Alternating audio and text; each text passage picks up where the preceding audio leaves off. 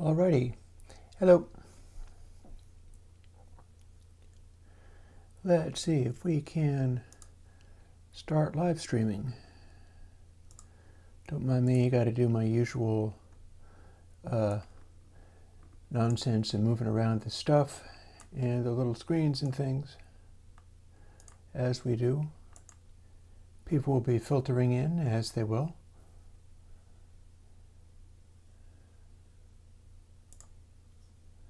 Let's see now. Scooch this down here. My hope is that I can do some stuff having to do with reverbs today. We shall see. Let's see.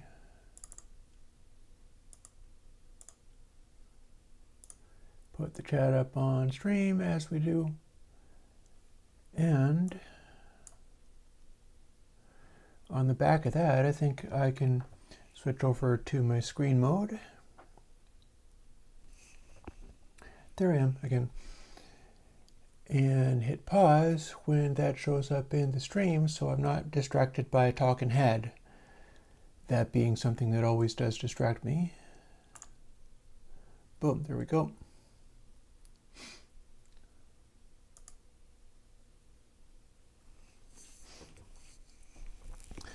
So hi.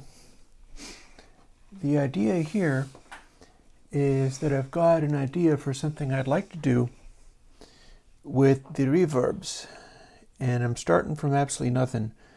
So let's just get rolling here. First things first, let's turn my network off. That was for uploading stuff to GitHub so that I could work with it further. One side effect of that is that now when I'm composing plugins, when I'm writing them, what happens is that somebody being very, very clever and sharp would be able to download and compile and have my plugins before I actually release them, which should be interesting. I wonder if anybody's ever going to do that.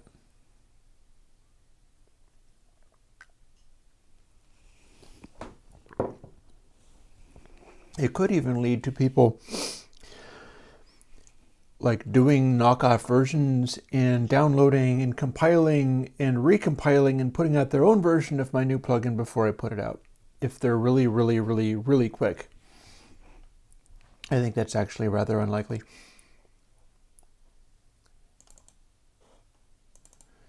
Let's dive into the plugins, shall we?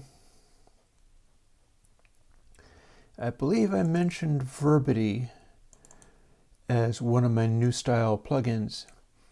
So I'm going to have a look at that. As you'll remember, and I got a variety of things to show off the sounds of things.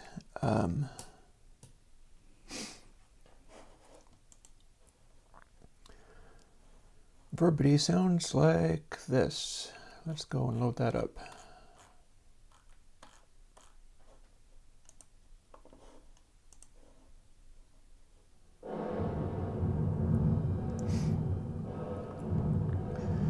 So this is a giant, enormous plugin.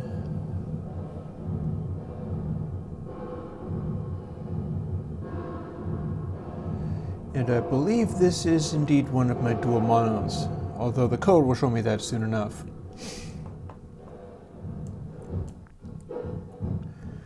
And it will actually let me go to a very small reverb by just shrinking down the size of it a lot.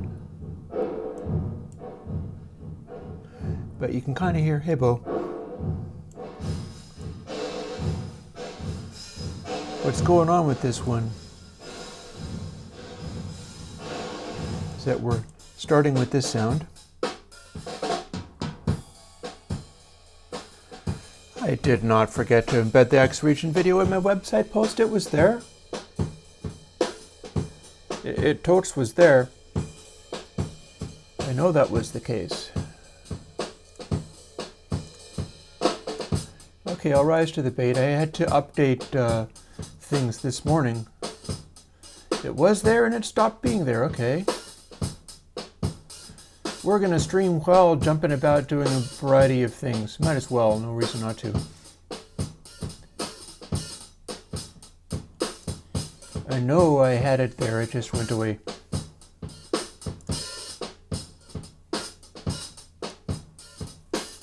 So we'll listen to some drum playing.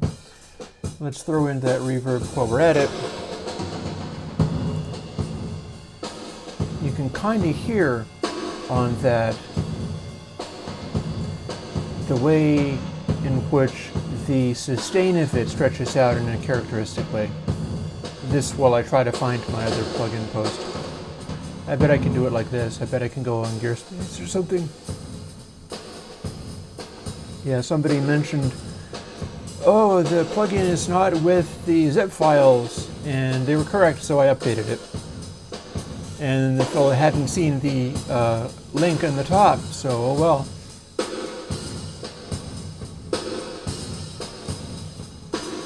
And there is our bad link. Where we are copying it, let's go and put that back.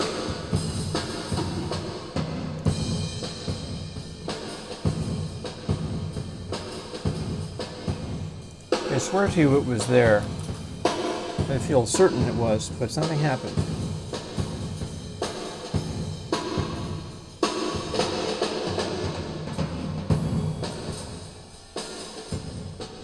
There, now let's go to the site. There you are, I fixed it.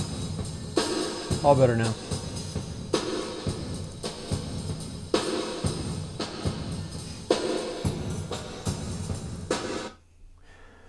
Alrighty, so that just goes to show you. I was telling people on one of the forums when they mentioned that I had not included X region in with the zip files, even though it was included with what.txt in each of those. And I was, yeah, things have just been getting on top of me. This is what happens when I try to do too much. Since I never rest and never take a vacation and never slack off for a moment, sometimes it will just go to the point where I'm not functioning properly anymore. And that's clearly what's going on. It's not having to do with plugins, though. It's a variety of things. For instance, I have somebody coming over this week to inspect my water heater, which is leaking for a second time, because that's the person that's going to sell me another one. So I have to arrange for that. I'm having some work done on my car. I had got myself nifty coilover springs for it, which I'm looking forward to greatly, and some wheels that go with it, and that's very cool and fun. Unfortunately, I brought it over and walked a couple of miles back this morning, and the fellow was like, my helper that does the heavy lifting for me hurt his back and is not going to come in today. And so I left my car there anyway because I can pick it up later in the week. So that is now hanging around in my head. My car is in the nether space of being fixed up somehow. There's other stuff I need to do with it as well, like the air conditioning has gone out on it, so I probably need to charge up the system with more refrigerant again, which is something that one can do, but that's yet another thing to keep track of. And I'm kind of trying to remember everything, but I'm probably not going to be able to because, like I said, too much is going on and I'm losing track. Some of the things that are going on are good, though.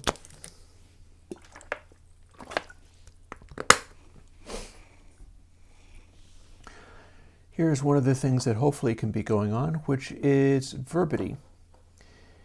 I dropped by the Surge Synthesizer Discord the other day, which I hadn't seen in a little while. I'd been off doing the many other things I've been doing.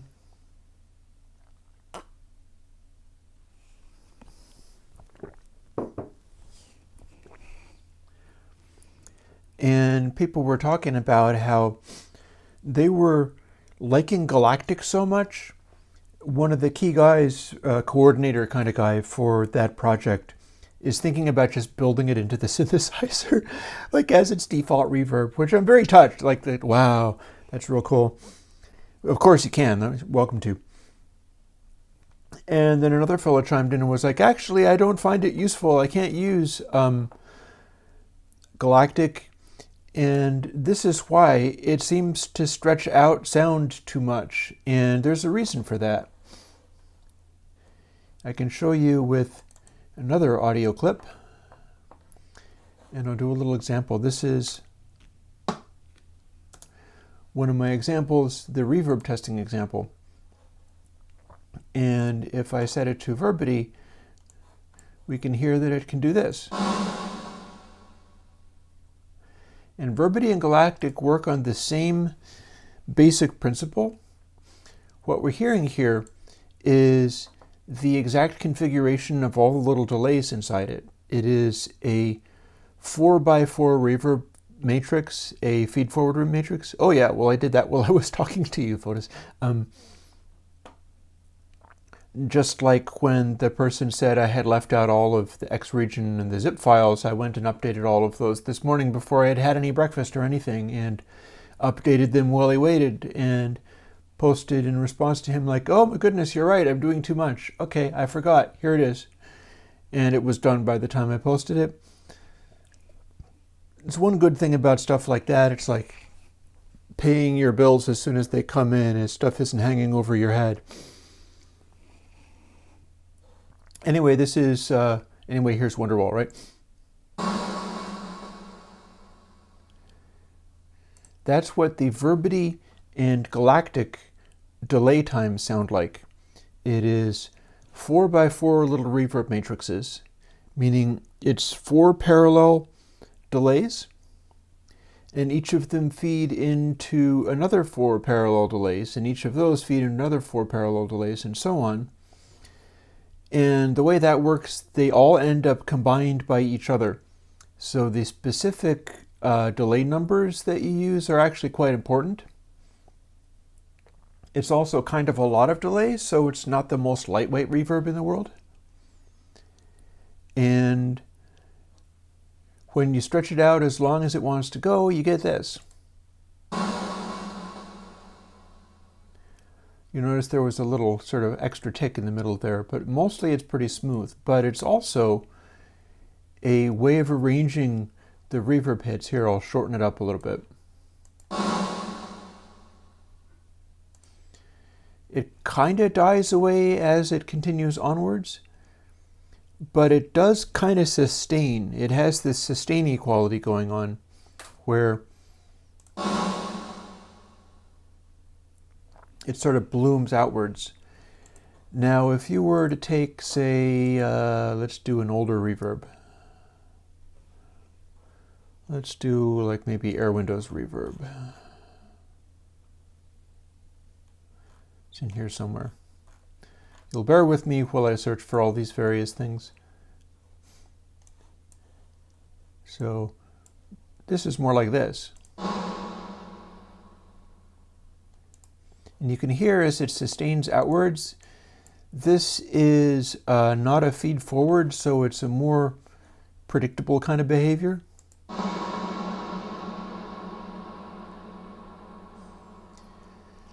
But unlike galactic, if this one's short, that's actually extra short, the sound starts loud and falls away and dies off. Galactic doesn't. Galactic kind of starts loud, stays equally loud for a little bit, and then drops off more rapidly and goes away. You compare that to this, or this, and there's a sort of funny echoey quality there, which is because this is not a complicated feed-forward thing. This is a much simpler,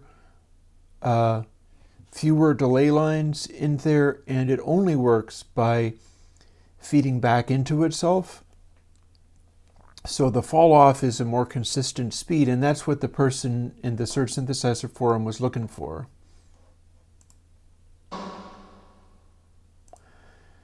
But the difference is, if you have this, the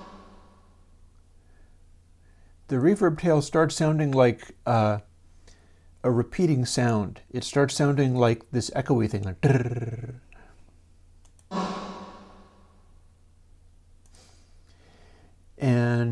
that's because being a simple feedback algorithm with fewer parts to it, it's not complicated enough to make a really complicated, interesting sound. Whereas we go back to Verbity,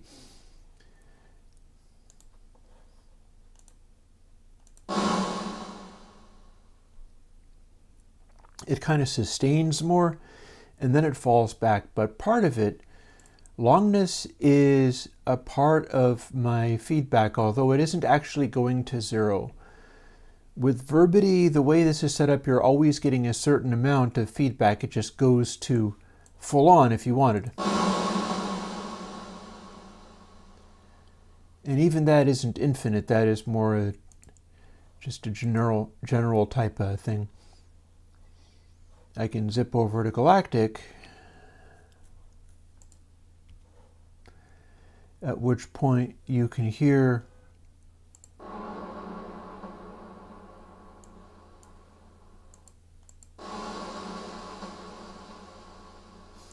some of how this works.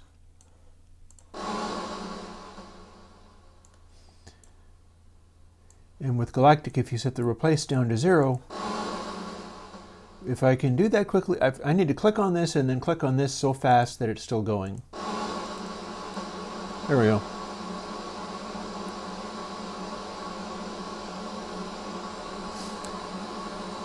And if we do this, it's sustaining in such a way that it doesn't sound like that quickly repeating delay thing.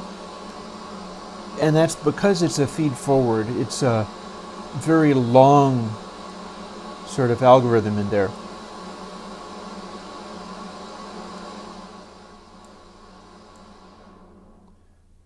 That we can do things like the brightness and so on.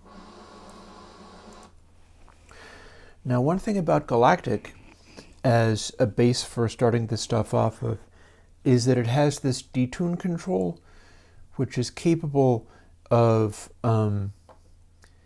pitch shifting left and right independently of each other, meaning that sounds that go into it will end up reaching both sides rather than being stuck on one. Whereas if you have, let's quickly go back to one of the others.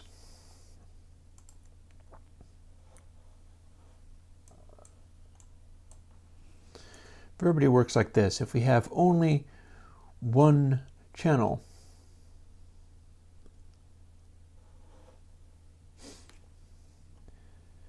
and we select here so that we have both. If I click too far into this, I won't be able to play it anymore because it'll be missing the beginning. I think that did it. If I do this, Verbity is a reverb, but I can hear you're not getting stereo off of this microphone. It's happening only on one side. Don't save changes. So what we're going to be looking to do today, and it looks like I was overstating the case a little bit here. I appear to only, here's another thing, is I am using, this complicates matters.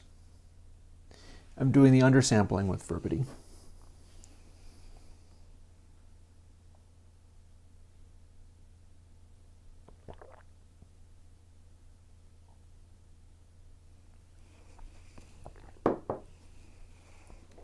That does make this more complicated. But what I was observing was that I appear to have 3 banks of 4 delays. I thought I had 4 banks of 4 delays. That would have made things even more lush and rich, but apparently it wasn't necessary. And the way I've got these spaced out is picking these sort of magic numbers to come up with ways to distribute the echoes usefully. So how about, let's just walk through some of the basic elemental stuff here. I'm struggling today. There's been so much going on that I'm more than a little bit distracted, and I am not working effectively, but I am working because that's what I do. So we'll walk through some of our basics, and with a bit of luck, I will have a interesting reverb experiment for next Sunday, most likely. And by then, I might have some of this other stuff that's taking up brain space sorted out, like the car repair and the water heater repair, and oh yeah, replacement of my old fridge, which is on its way out, and is noisy and is nasty and is probably not going to last forever. So let's come up with a darn good name for a ambient reverb plugin that I haven't already used. There's the trick. I have made lots of plugins, so I've used lots of names. And I would like to have stuff kind of findable, but I'll live with it if I can come up with a good name that is not findable in the list. Especially for something like this, that is like the immediate ambience thing.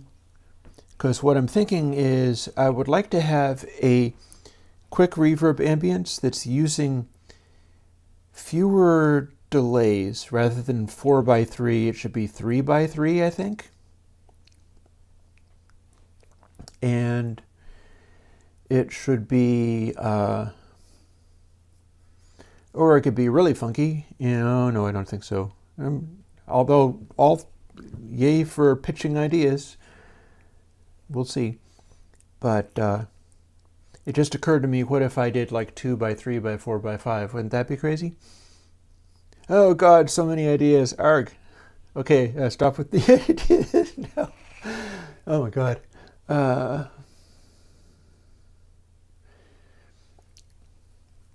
I'm thinking in terms of the stuff that the old lexicons would predictably do. And it's not necessarily room reverbs, because that's not necessarily what you're shooting for.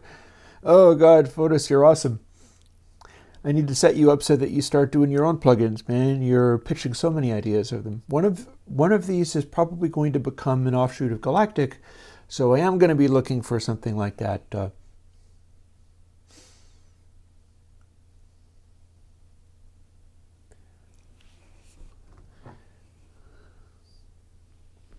You know, I was taking inspiration from Bricasti M7 for these. I was taking inspiration from Bricasti M7 for Verbity and Galactic, because these are feed-forward algorithms, and that's what Casey was talking about when he was like, yeah, you should do this. This is actually quite good.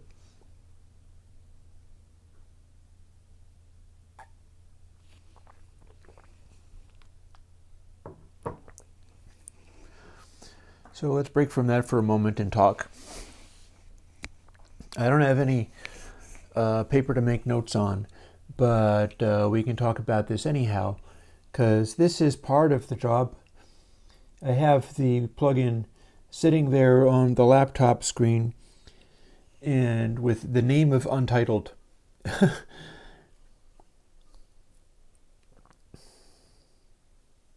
Because that comes after. I think the first thing that we do here, and I'll do it out loud, and if I'm just babbling, then you'll have to forgive me, but this is where the rubber hits the road as far as this kind of thing is concerned. What happens when you have 2x3x4x5 or something like that? Now, I do have a handy calculator here. If I can pull it out from behind the keyboard without breaking anything. So if I have a 3x4, that's a total of 12 delay lines. But something like 2x3x4x5, that's not really, if I express what I have in the 3x4 in the same language, I would be calling it 4x4x4. If we have 2x3x4x5, we're not talking about basically a factorial of all of those things combined together. We're talking about 2 plus 3 plus 4 plus 5. Just like the 3x4 matrix is 4 and then 4 and then 4 for a total of 12 delay lines. I'm shooting for maybe having slightly fewer than that. And if I did 2 by 3 by 4 by 5, that is actually 14. That is actually 2 more delay lines than I have in verbity. But the question that I'm now asking is something that maybe I should be whipping out pen and paper for this, but we can also talk around it because it'll work out about the same most likely. If I need to dig up paper for this, I will. Let's talk about it a little bit first. So if you have 4 into 4 into 4, and each of the outputs of one bank leads into all of the inputs of the next bank, that is a feed-forward matrix. Now, if you have 4 delays, and the output of each of those delays each feeds into the input of the banks of all the delays, like one output goes to all 4 inputs, and then you invert some of them, that's the householder reverb matrix. That's what is in Airwindows Reverb, that being the one that I discovered how to use the householder matrix. And the secret to that is if you have them configured that way, and you feed the output in that way, anything going into any one of the delays will wind up being recirculated through all of them, and it does a continued sustained noise that never stops. It's an infinite reverb. I think Airwindows Infinite is also the same as that. Like Galactic is an infinite reverb with a feed-forward matrix, and Infinite is a infinite matrix with a general householder feedback matrix. And it makes a different kind of texture, whereas Galactic is much more convincing as far as a reverb is concerned. Infinite and Airwindows Reverb, being just householder feedback matrices, those are only 4 delay lines, and they have a much more dense texture. But that's kind of what people were looking for some of these things, because like I said, the guy in the Surge synthesizer forum didn't like Galactic for what he was doing, because it's like the texture that this stuff is woven from. You use just the regular feedback matrix, and it can be a very tightly woven texture without making funny, weird resonances and stuff, but you can hear that it's a repeating texture. Whereas the Verbity and Galactic don't seem like a repeating texture, but they're stretched out much wider. And the guy was looking for something more finely grained, something more, a denser texture, was looking for stuff that was repeating maybe a little bit more. Now, how this matters. If the feedback matrix, meaning just one bank of 4 things, feeds back into the input again, and so it will sustain forever cleanly if all the feedback amounts are exactly 1, which is convenient. That means you're not doing a multiply or anything like that.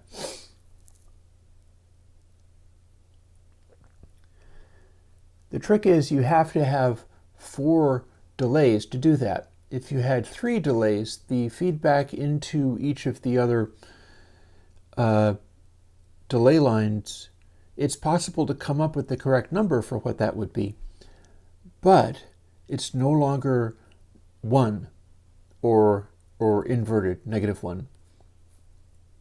That doesn't mean it can't work, though. It just means that the feedback number is no longer exactly 1. You can't nail it down to exactly that very simple transform of just literally feeding stuff back into the inputs again.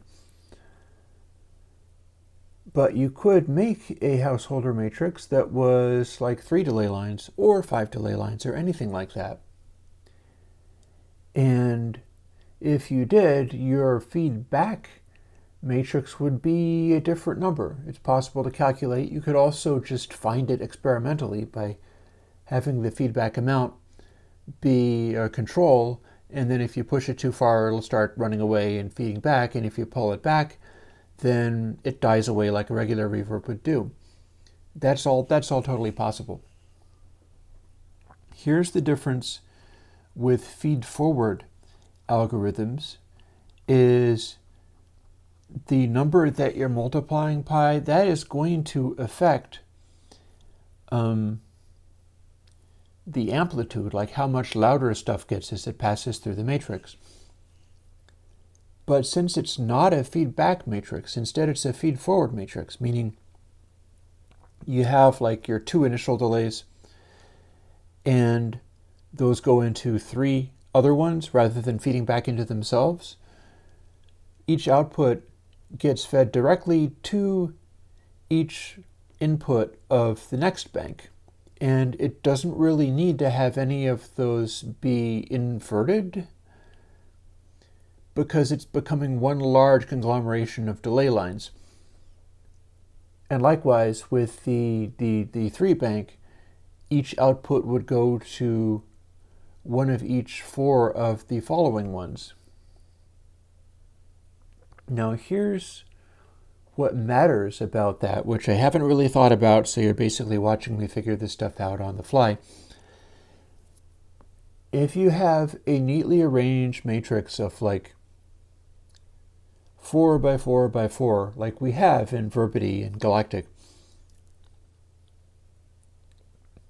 or especially, well, I'm not sure if it matters how many of them you would stack up, but that means for every level of adding additional reverbs to everything, the weighting of all of those reverb returns are going to be the same. Like the output of the delay lines is going to balance. Your end result is coming out of a bank of 4 delay lines, and each of those are of equal loudness. Now, if you take, say, a single reverb, a single delay line, and you send that to a bank of 4 delay lines that are all different, what's going to happen is you're going to get a combination of all these various things, and the individual delay lines in the bank of 4, well, the output of each of those is going to be equal levels, but the output of each of those are also going to reflect what was in the single delay that you fed everything with, meaning that that influence on the end result is going to be much stronger. Everything is going to have the one same delay, and then, which gives me a good idea actually, a delay could be 0. Direct pass-through is a delay of 0. So we might be talking about a 1 by 2 by 3 by 4 matrix or something like that. I think I am going to need paper. Hang on. Don't know whether I have it convenient. Excuse me while I go and fetch some paper. Great thing about that is if I draw stuff on paper, I can show you. We will see.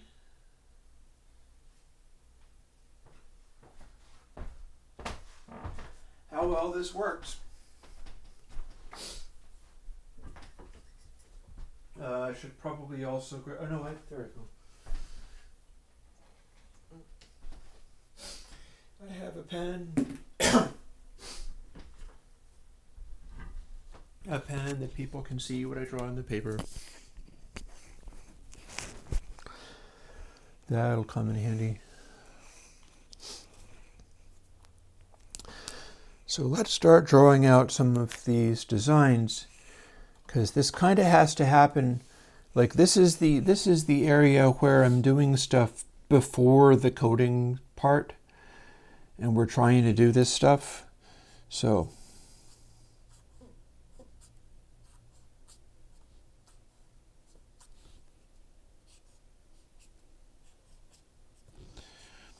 I'll try to draw this with reasonable speed so we don't just sit here watching me make boxes and paper all day. I don't know why I'm drawing lines through the middle of these.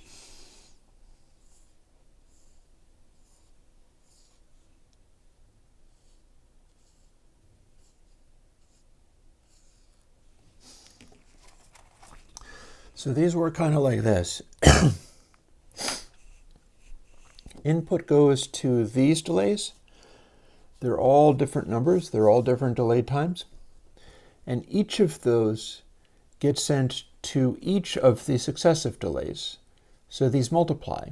Like input goes to this one, which also goes to each of these, and each of these also go to all of these. So our total number of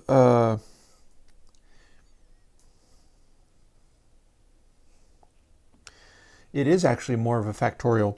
4 times 4 times 4. Yeah.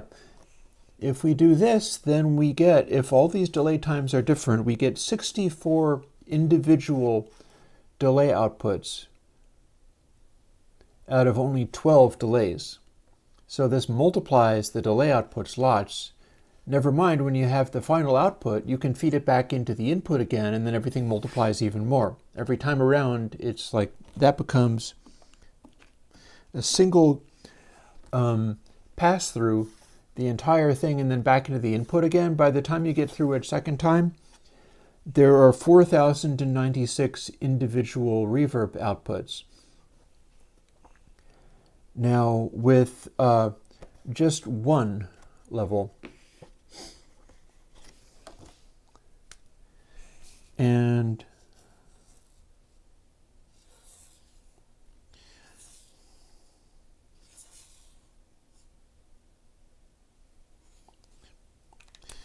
which works kind of like this, the feedback householder matrix, each of them does this. Each of the outputs goes to all of the inputs. Well, one of them is inverted. It's the one that it starts with. I didn't draw that in. And that means we start with 4 delays, and then the second time the audio goes through the same bank of delays, we've got 16 echoes, and then the third time it goes through, we've got 64 echoes, and then the fourth time we got 256, and so on. So doing the feedback into these does work pretty well, but it's also kind of like it's a finely grained texture, but it sounds like a fake reverb. It sounds not natural at all. This is because we can hear the 4 little delay times interacting with each other like a little pattern that's being woven in the audio.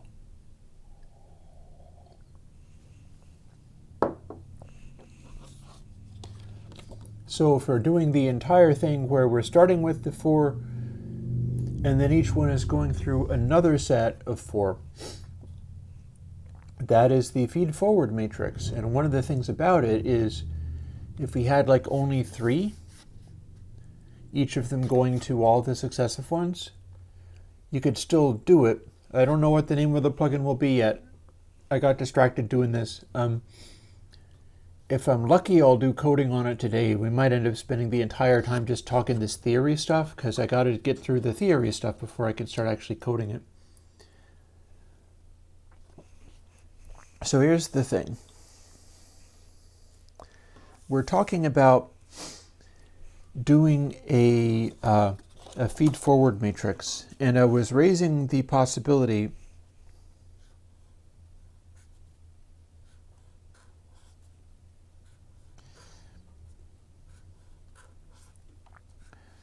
of doing this.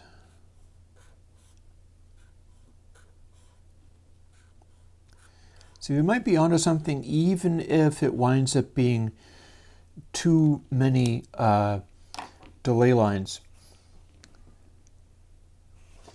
I think I suggested 2 by 3 by 4 by 5, but if it was 2 by 3 by 4, you'd have these feeding into these, feeding into these. And the interesting thing about this, which I'm not sure people have really, like, you can do this without even inverting any of the outputs because each one is going into a separate thing.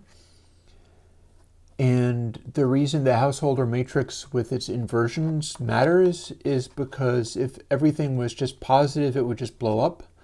But we're no longer really talking about an algorithm where there's a pattern feeding through the entire thing that if you had like infinite feedback, it would just go forever. We stopped kind of worrying about this stuff, the feedback stuff. And we're thinking about what kind of pattern can we make out of all these delay lines because they combine. And the thing that I realized while talking about this, suppose this was 0, this was 0, this was 0. At that point, we have a delay line that's basically pass-through and doesn't have to have any processing. You're just going like, oh yeah, and also take the dry signal and put this much of it through into this one. And it still counts. Like 0 counts as a delay time as far as multiplying other stuff by it. In other words, if we had this and this, these are 2 delay times.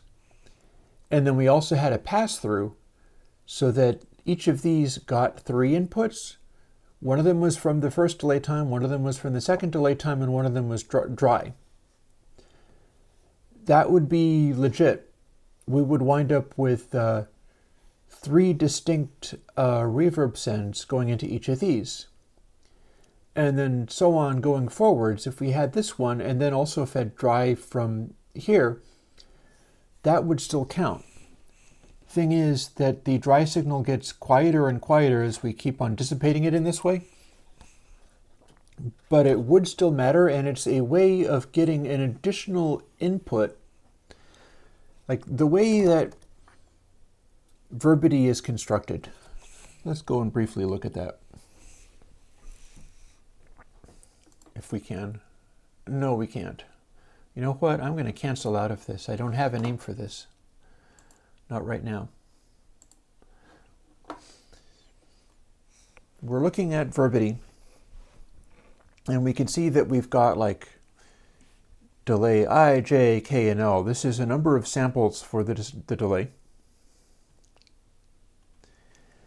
And that kind of goes through this way. Size plays a factor as far as being able to multiply it by something so that it can be quicker or slower. But in every step of the way, and I think with verbity, I'm not actually doing all pass filters. All pass filters are a kind of feedback effect.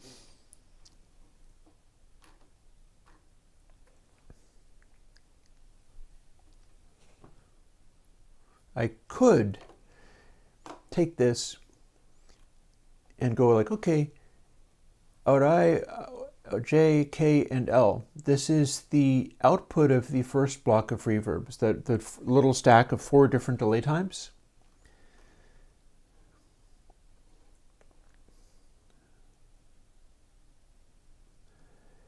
And this is the input of the next step, but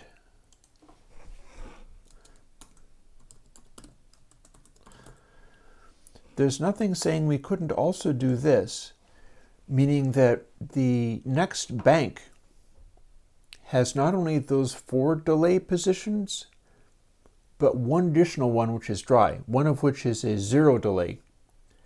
And that's actually much cheaper. And it's not quite the same thing as doing, here, let me,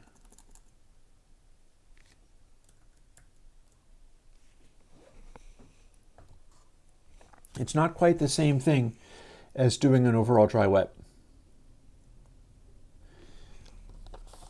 And that's because if we have this, and this is like 2 and 2 and 2,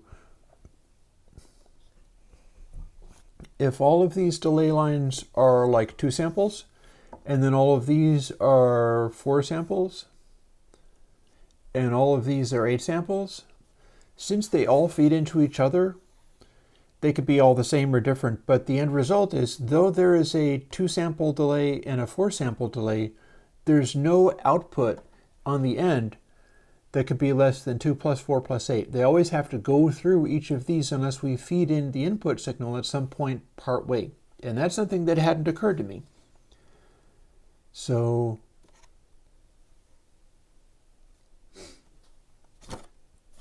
and if these were all 2 samples, and then this was like 4, 6, 8, and 10 or something like that, and you were doing the matrix kind of thing there, and then fed in dry signal here, well, the dry signal would then be going into your 2, 4, 6, and 8 or whatever, 4, 6, 8, and 10 delay lines, giving a distinct and original delay time that wouldn't have existed before and wouldn't exist as part of just taking the dry off of the end of the whole equation. You're still feeding it into the matrix, but you're feeding it in a different place without the expense of having to do a extra delay line. Which is nice because the delay lines might be fairly efficient to do, but one thing about them is that they eat a bunch of memory. You're allocating these delay buffers, which takes up a bunch of computer space, and I've occasionally run into problems with that kind of stuff. I'm not really sure what one does if you want to do like a delay plugin that does like a 5-minute digital delay, because that's allocating such a large swath of samples that I'm not sure plugins will necessarily do it. They can have a problem.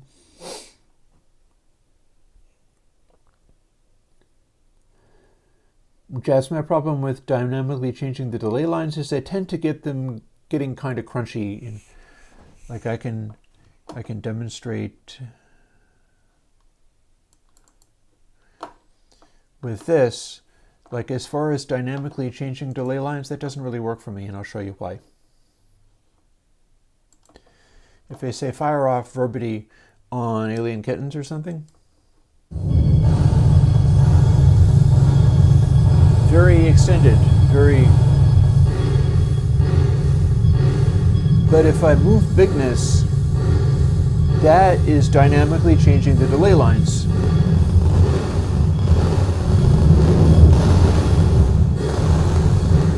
And it's making crashing noises.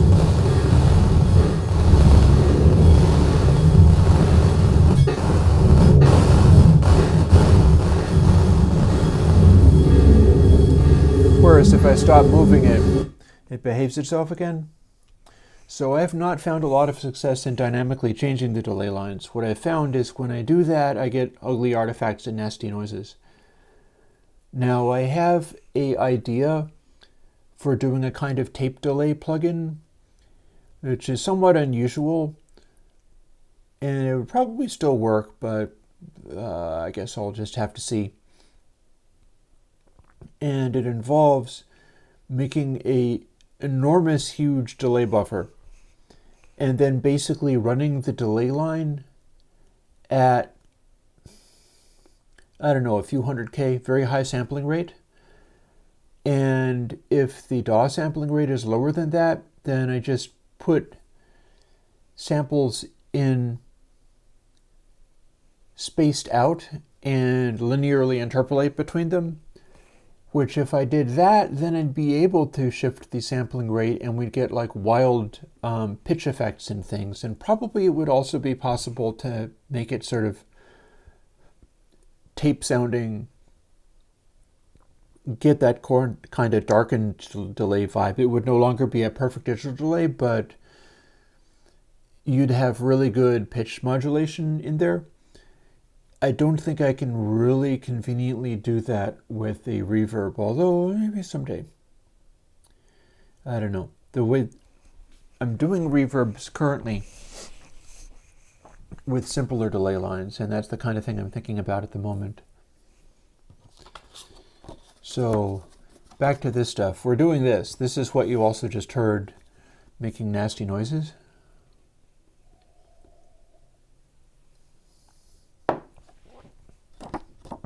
We're talking about this. And I'm trying to explore some ideas around here.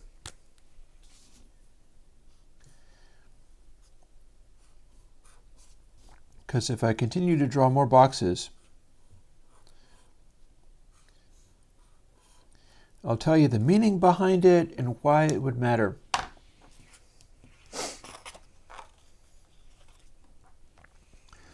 And I'll also draw a box for a single delay at the very beginning.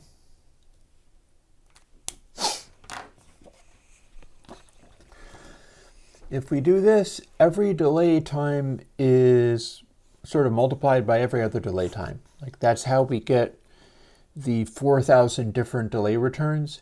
Is these are all different, all these are different numbers. In Verbity, I can tell you that like we start off with 3,407, or 1823, 859, 331. And then the second bank is 4,801, 2909, 1153, 461. You'll notice that the ones on the top are longer and the ones on the bottom are shorter, but they're getting they're getting longer as they go on.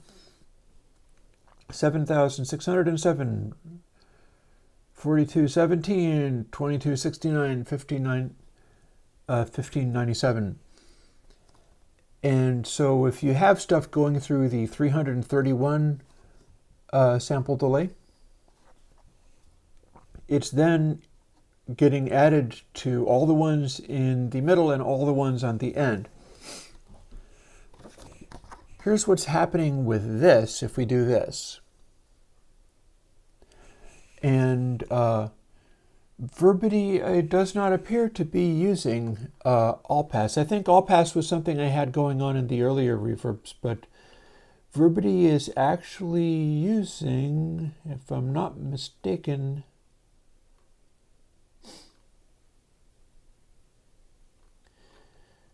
yeah, we do have the global feedback. We apparently worked really hard to get a low frequency thing going on that I called Thunder, so there's that. But yeah, there are no all passes in Verbity. Verbity is just raw outputs. And it's fairly neatly arranged. We're certainly going to start with that for this new concept. But here's the thing.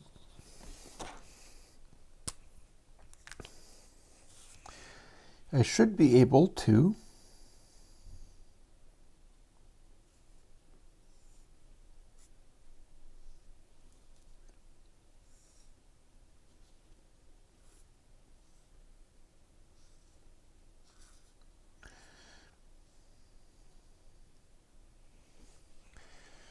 do this.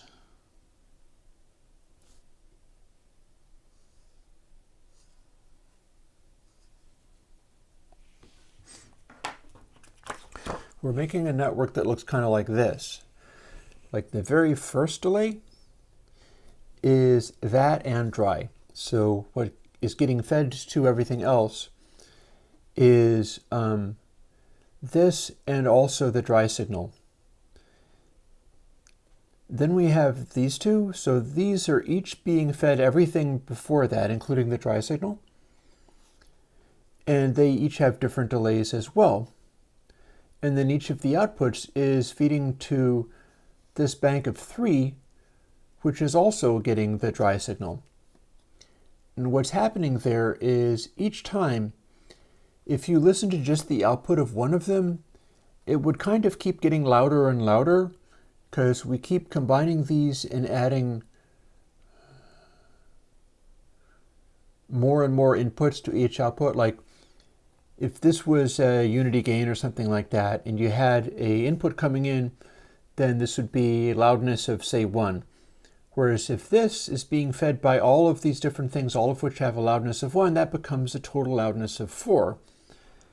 And you end up having to attenuate it again. In fact, I believe that what I do in Verbity, I'm looking now, is I ended up taking the output of my final set of 4 here, and it says the input is equal to out E, out F, out G, and out H divided by 8.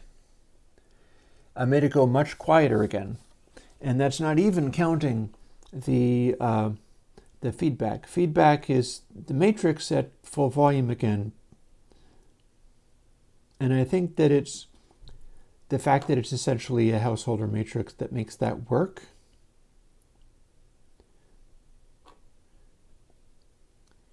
I'm not sure if I've tried attempting to run this thing without inverting some of the inputs.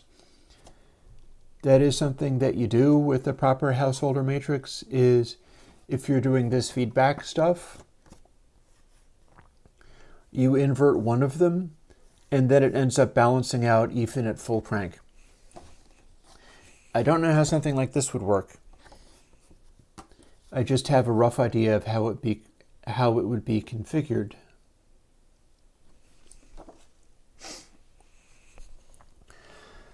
And again, one of the key factors is every step of the way, each of these is getting substantially louder. It's nothing but a complicated delay line. So the output of all of this at any one point is only going to be sort of all these inputs multiplied together. Like if you have this and it is feeding both of these, which have different delay lines, but it's feeding both of these with full volume, then both of those are feeding these guys and it's full volume times 2, and then it's full volume times 3, and then it's full volume times 4. And the levels are getting louder as it goes.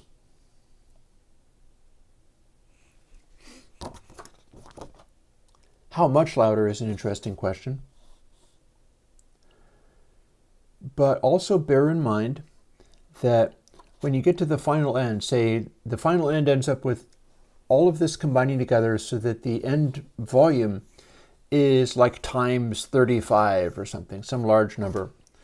1, 2, 3, 4, 5, 6, 7, 8, 9, 10, 11, 12, 13, 14, 15. So if we had 15 delay lines, that would be, output would be 15 times. And so to be able to listen to it and have it balance with what the dry signal would be, you got to then divide it back down again.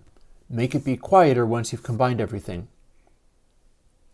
At which point, the dry signal that's continued to be coming along here and get fed through, if it was fed all the way through and summed on the output again, which is probably not what you would want to do, it may not be necessary to invert just one input in each outstage. This is what the householder matrix does, but I don't at all know whether that's necessary. If you've attenuated everything after summing it all, then the component that was the dry signal being passed along at each point has now become much quieter. But here's an interesting thing. The component that was this first delay signal is taking up about half the loudness. Because like this stage that drives everything else, you've got this one delay line and then you've got dry. And you're feeding them to these two at equal volumes, meaning that what they create, what they become, they both have an element of this. This becomes the most profoundly significant delay line in there because its influence is felt as stuff continues to get expanded outwards. Like, here, let me draw another picture.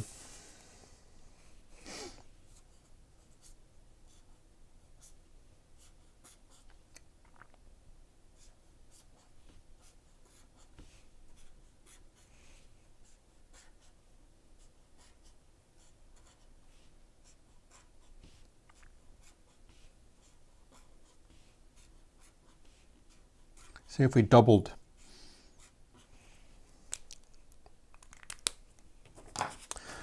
And it looked like this. Like this one feeds these 2, feeds these 4, feeds these 8. Every single input stage feeds every additional stage, like it's going progressively through this way. So if you have like different delay times for each of these as they have to be, and you sum the final outputs,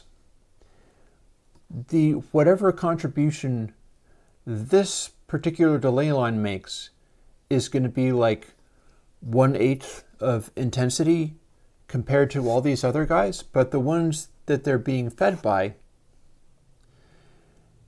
every single one of these stages is going to have about 1/4 influence of what this one is compared to these other ones. This provides about 1/8 of the influence. This provides about 1/4 of the influence. These provide half of the influence, of course, not counting if we're also putting dry through. And this would provide, if we're running everything through all of the influence, every single one would have this much of a contribution. So what we're looking at,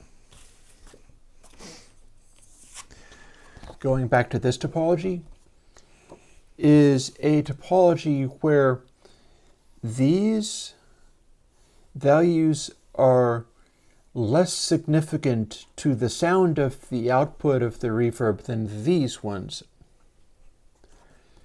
Like if these are short delays, everything is going to get colored very strongly by, well, here's another example. And like none of the discussion going on in Chant is actually helpful at the moment, but by all means continue carrying on, and you might get to your own ideas through pursuing those things. They're not exactly what I'm talking about, but that's why I'm still talking.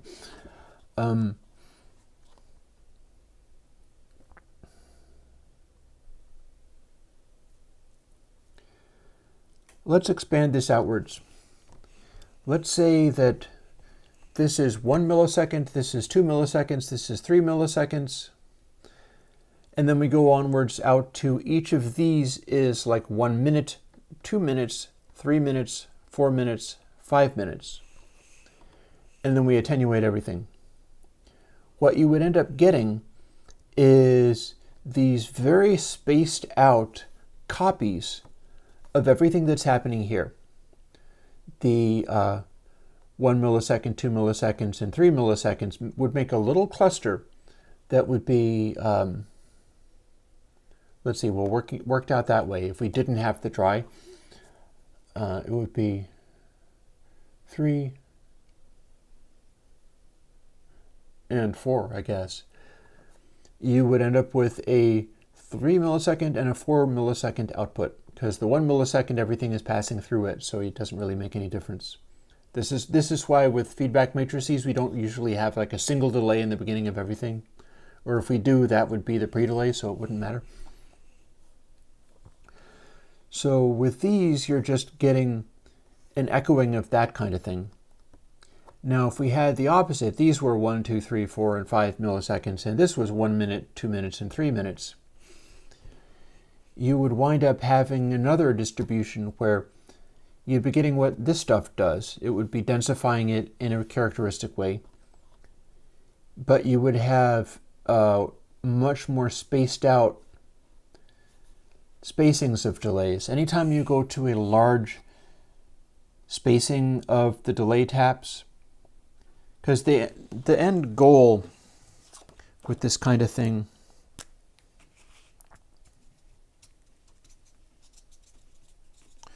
is to sort of make a blur of delay taps that doesn't seem to be following a pattern. Like you don't want, on the whole, if it's evenly spaced, it's going to sound artificial. So you're shooting for a sort of cluster that you can't really pin down anything specific about when the delays are happening. And I've demonstrated a little bit of that in playing Verbity. And the question becomes, if we're spacing out these delay taps, like what I did with Verbity is make it so that the combinations of each of these, and I was working out how that worked and having a certain amount of challenge with it, I guess. I probably should just fire up a reverb test bed and do that. I could do that and just have something to play with. Save me the trouble of coming up with a name too. So maybe that's the next logical thing. So what we're going to do is let's do that. It will mean more work for me going forward, but I'm in no condition to begin a plugin right now and have it be the final one. It's all too up in the air. It's all too ambiguous. So what we're going to do is call it Reverb Testbed.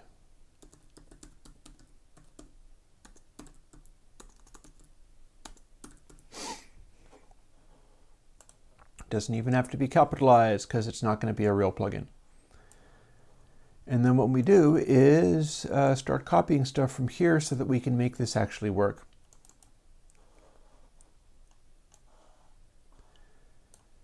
And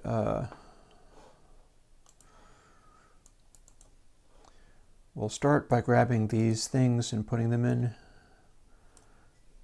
Honestly, this could be anything. It's a bit of a waste of time me doing this, but I don't care. It was the first thing that came to mind. That's why we're doing it.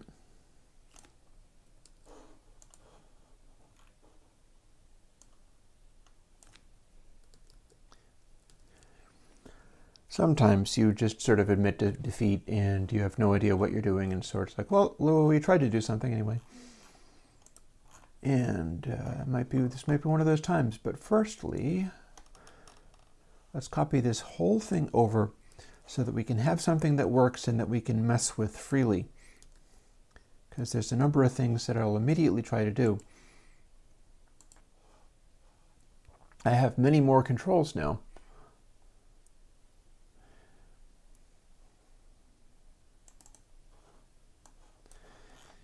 I have this many controls. I have 10 controls built into my template. So I can start with that. And I don't have to copy this stuff over because it already exists in the template. But I do have to do this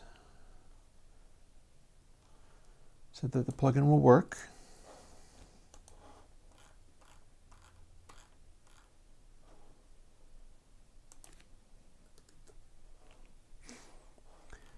And then I have to copy everything under process. I can start from here and just grab it all because that will make this adapt itself to the new plugin with the new name and more controls, but everything else will be just the same.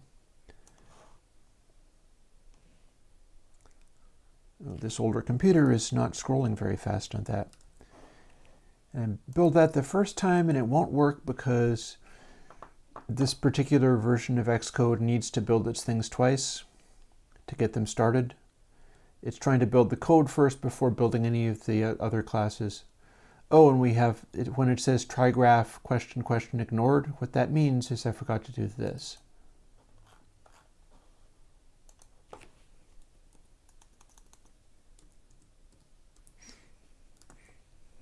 It would like to have a subtype so that it knows what to look for onwards. And having done this, we can put away Verbity because we have something that I can play with for the next 50 minutes and see what we will see what make do.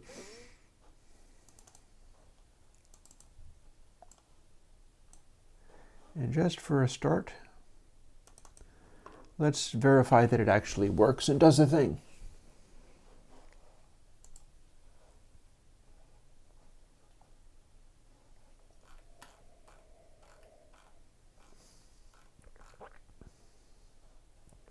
There it is.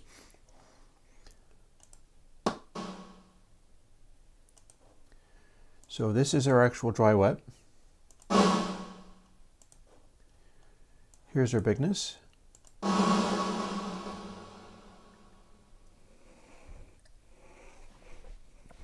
We might not need to worry about darkness Might want to strip that out. And of course, longness is our feedback factor.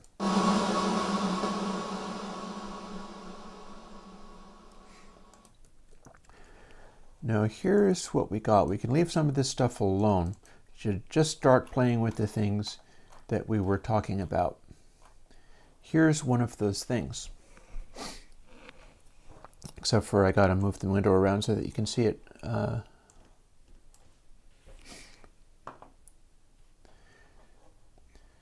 So I, J, K, and L, this is putting in dedicated numbers and multiplying them by size so that I can scale it. But I can also leave that out.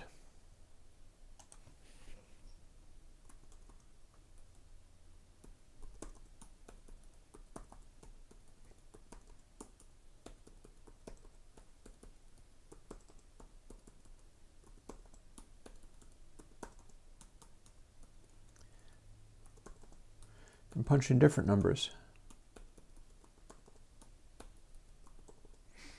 I'm leaving that visible so that I can see what I had. So here's where we can start playing with numbers. And Jas had a suggestion, like 1, 1, 2, 3, 5, 8. Okay, I have 12 different variables. Spit out the first Fibonacci numbers, and we'll come up with a way of making them work. We are going into I, J, K, and L first, then A, B, C, D, and then E, F, G, H. So you haven't told me all the Fibonacci numbers. Throw more Fibonacci numbers at me. Now, our delay times are somewhat limited. I got these limits on them, apparently. So L has to be kind of smaller, and E gets to be the largest one. Bear in mind that the way this is, since this is not the like 2, 3, 4, and so on arrangement, although I could change it, but since it is not that, it doesn't matter what sequence these go in. They all are going to contribute to each other. Like, well, let's start. We'll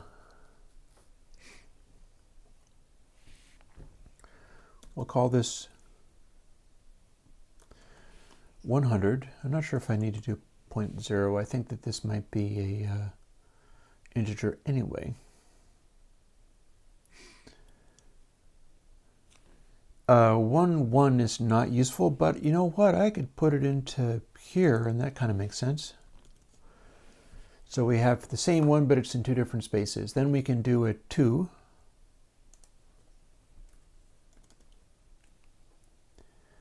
We could do a 3.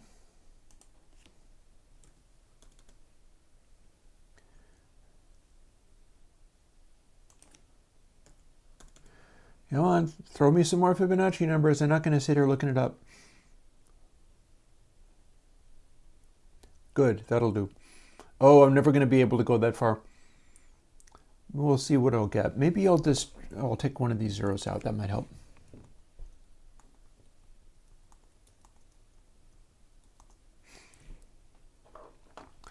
Because if my delays are literally in the single sample delays, that's useless. So 800 would be the next. Let's go to that. Or 80 rather.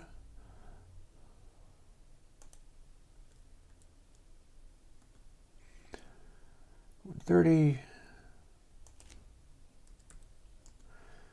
And if this works, we can scramble them around. Hear what happens. 34. Adding a 0 to make it a little bit longer.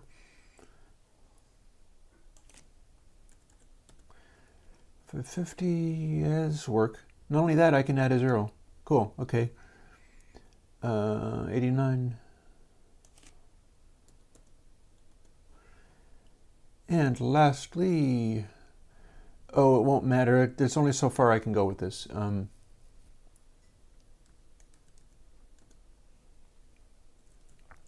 right, are we ready to hear a Fibonacci reverb? It's not going to sound like a reverb. The delays are not long enough. but we can hear it. That at least is clear.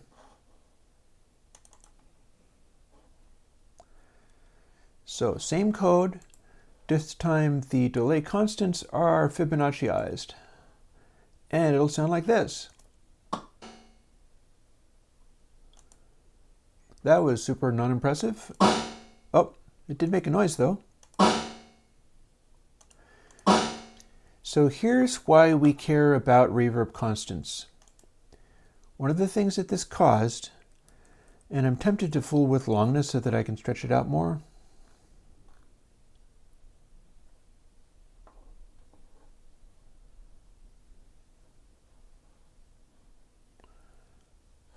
Let's see, if our max here is 0.935, that implies that this is just a hair off of 1, but 1 is going to be 0.1. From what you're seeing there, it probably is going to make sense. So I need to add something to this. 0.1 minus 0.0937. Ah, I cleared it. Okay, bear with me. This is one of my stupid days, so you're going to have to bear with me. 0.1 is what I was shooting for. If I subtract what it says the max is here, it'll give me what I probably need to add to be able to manipulate the regen control into infinite feedback. And that's what I need with this so that I can hear what it will sound like. Verbity isn't really designed to try to make infinite reverb. So 0.09. Let's not hit wrong buttons this time. Stupid Chris. And 0.00625. Alrighty.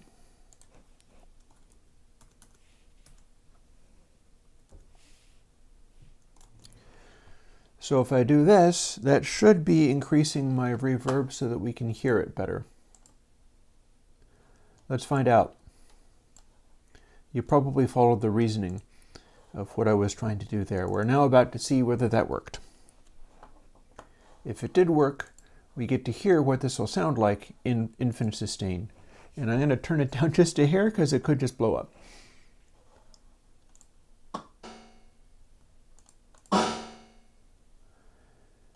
It's still not sustaining very well. Part of this is because of the quickness of it. Sustaining a little better though. I think that's close enough. Next thing is let's go and multiply all that. Since I do have room, I think we'll find out. If this dies, I didn't have room. I can multiply all the delay times by 10. Some of those will probably work, some of them may just die. We're going to find out.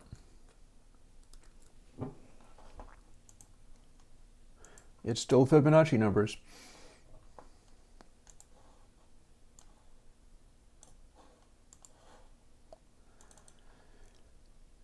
And I think if they just die, I won't hear those delay taps, or maybe it'll just crash. Let's find out.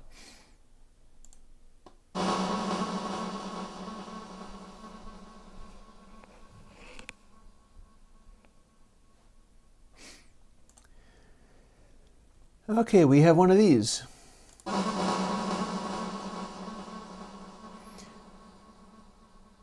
Fibonacci is not going to be an answer for us. We can move on. And I'll tell you why.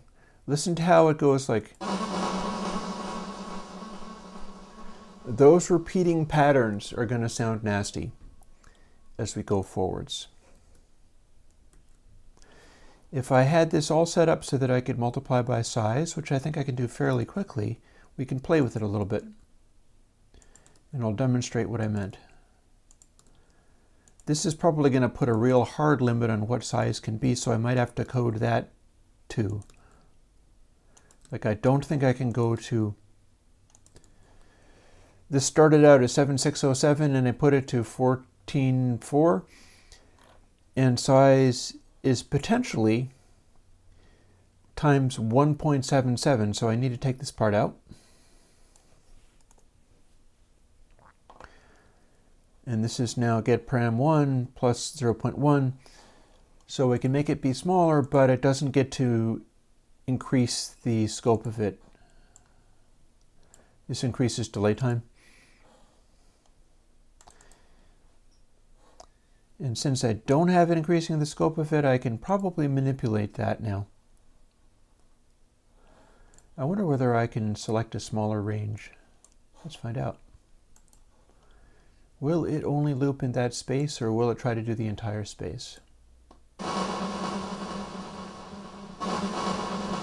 It'll continue. Cool, so here's what we got. I did not end up making longness be able to go to infinite sustain. I would have to add more to this control to keep it going. But the thing I was talking about was this.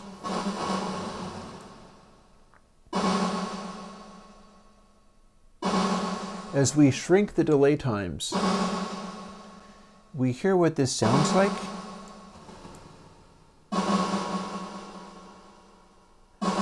But we're hearing some things that we're not supposed to hear out of a reverb.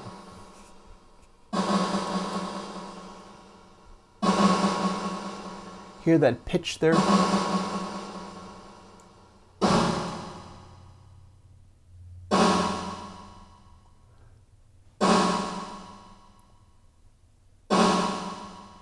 That little note, that little whine is what is not helpful.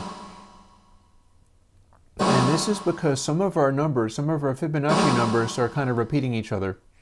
However, we don't have to give up just yet. This might be a day of just playing with stuff that chat wants to play with, so be advised. I was given a list of numbers, and the end number continued with the Fibonacci series. So what we can do is go backwards. Let's say 10, 9, 4, 6 for this.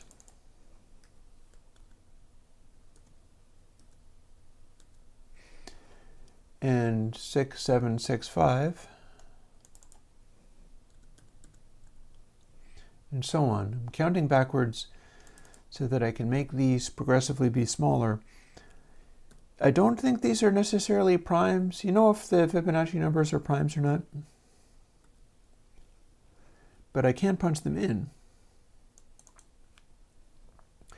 And these seem less likely to overlap because what's happening is 1, 2, and 8 subdivide into each other, and that's what's causing that note. We're making that go away now. Or at least we're finding out if it will. 2, 5, 8, 4. Don't keep going. I'll lose track of what I'm doing. 1, 5, 9, 7. Anyway, you can plainly see that I can't make a delay time that long. It was already kind of too big. Let's see. Where was I at? 1, 5, 9. So 9, 8, 7 would be the next one. And I believe that would go here. And 6, 10 goes here. And, oh, okay. Well, hang on.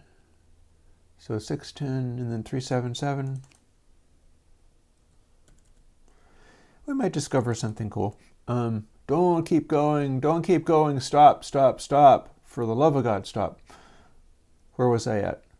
7, 2, 3, 3 would be the next one. Then we're on to the previous page, which would be 144. And we're getting down to where 89 and 55.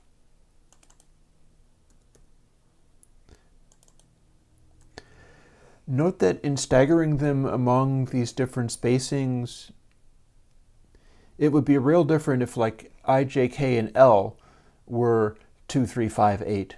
That would mean that that entire delay bank was dedicated to a very narrowly spaced band of echoes, and so everything after that would be stuck with that little narrowly spaced band. So each of these kind of spread out.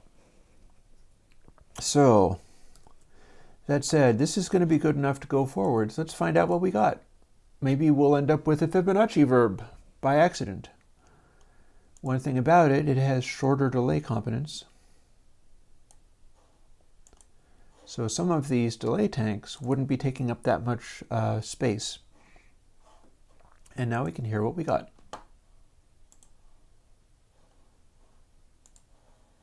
And what we got is a little bit like this.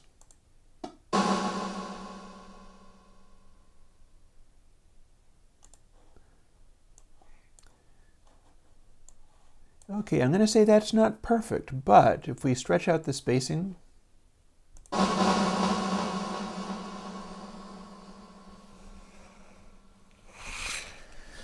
we have some feedback. And we have a very consistent sounding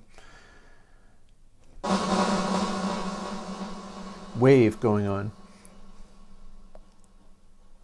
Let's cut the sustain back. So what we don't want is a thing where it's a very consistent sounding reverby noise that echoes predictably, because the more predictable it is, this is one of the ways that primes help us in this. The more predictable it is, the more unnatural it will sound. Like I'm going to take this and crank up the longness again, although I don't really have it at a super sustainy level, and then make bigness be smaller. This is the stretched out version. We do have feedback going on.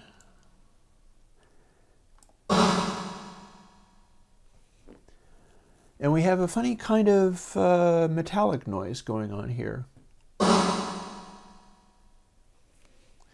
It's going kind of clong.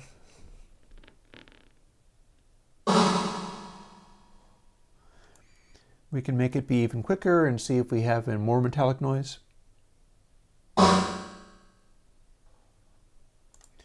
We do definitely get a clang in there.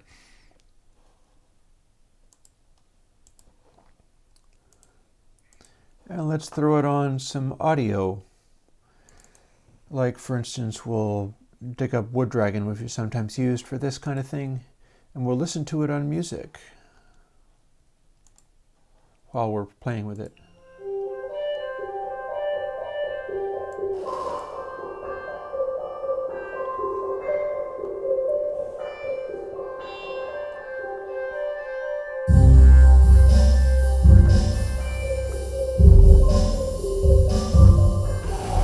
If we stretch it out, we get this.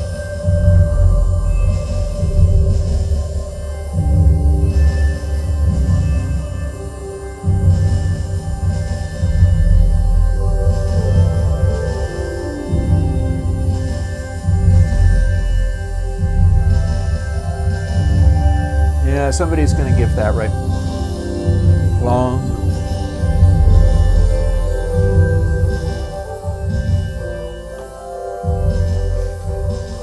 So here, one of the things that's happening, using the Fibonacci series, we're getting something that sounds more like slapback echoes.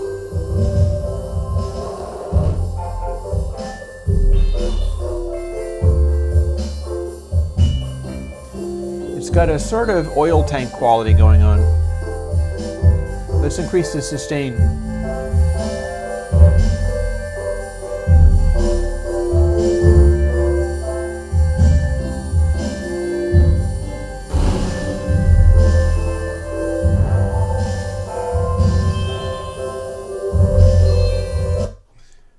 And let's bounce back off of this to a more noise-oriented thing, which would be our drum kit. And we're still doing this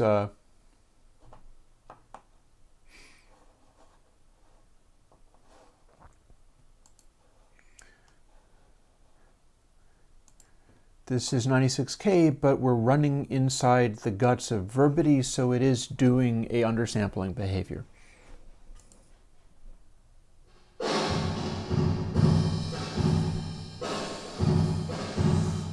Ooh, I don't know about that. Listen to what we got.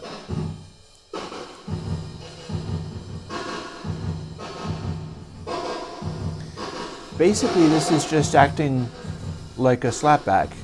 Let's bring some dry in.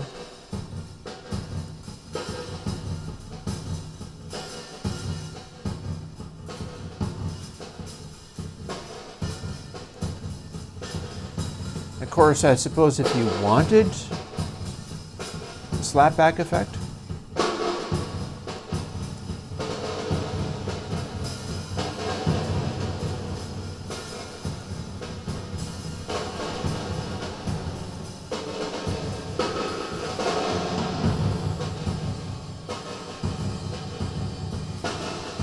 it is giving us a slapback effect.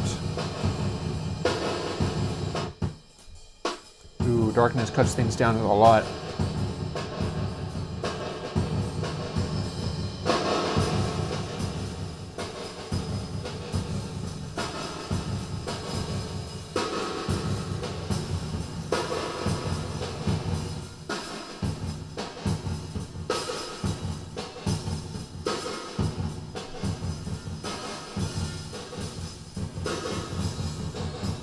Yeah, pretty much most of what I'm hearing is just a slapback.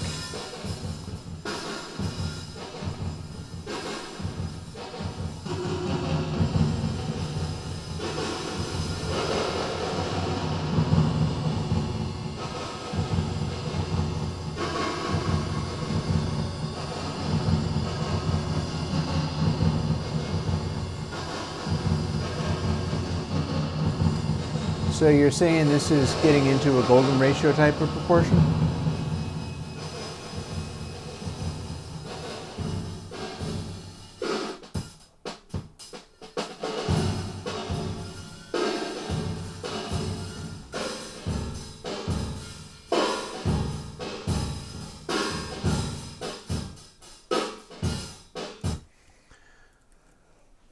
Well, there's one part. I already did them taking the lower numbers and multiplying them by the factor, and it was even worse. This is actually better than what we had.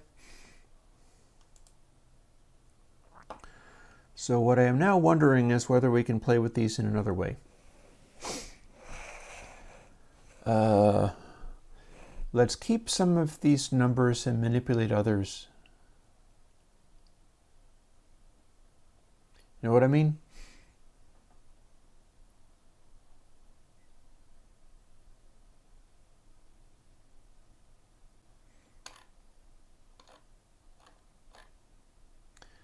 I'm going to try to figure out how I can go about this, hopefully easily. Because what I'm wanting to do is change these delay lines so that this is consistent with the experiment I want to do. And that could end up being real cumbersome. I'm a little concerned by how cumbersome it might be.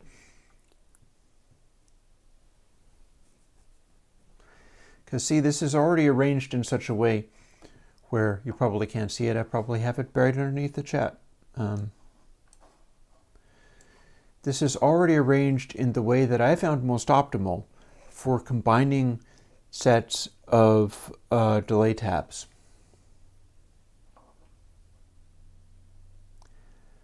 That said, maybe we can do something else. Like if we leave this here,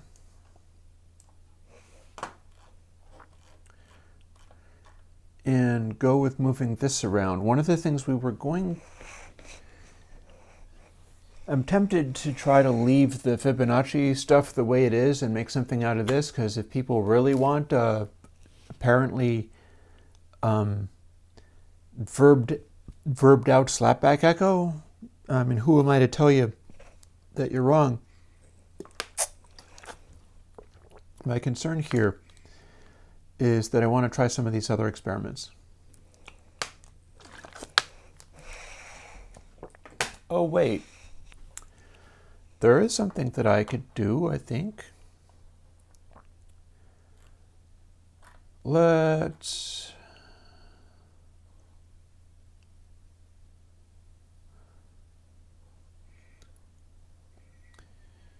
So regen always has something in it. But I can change that. Let's put something in here. I'm not so concerned about key. Oh, that's way too big. Fibonacci primes is definitely not going to work. Let's see if we can get a wide variation in regen. Copying that so I can have it back, and then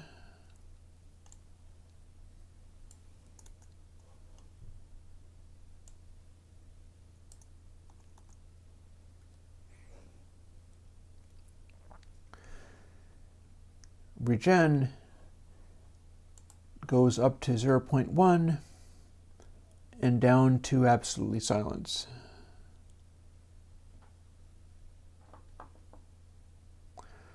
Well, that's interesting.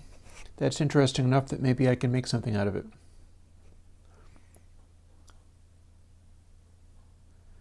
So here's the thing.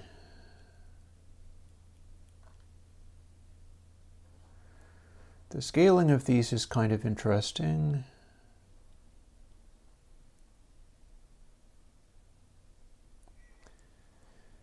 But I might be able to move some of these things around. Let's first swap these out.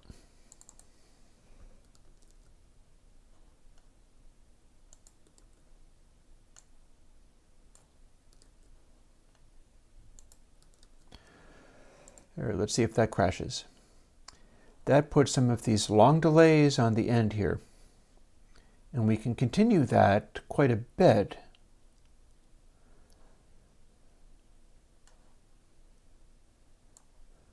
We'll steal these from here.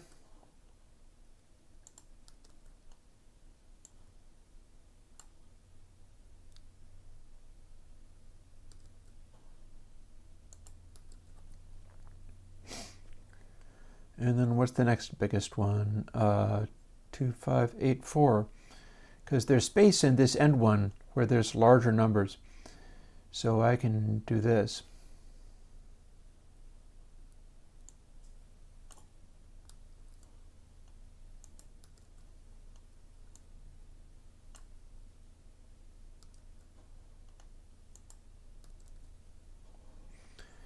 So now that we've done that, let's see what this sounds like. This is a different arrangement, a very different arrangement.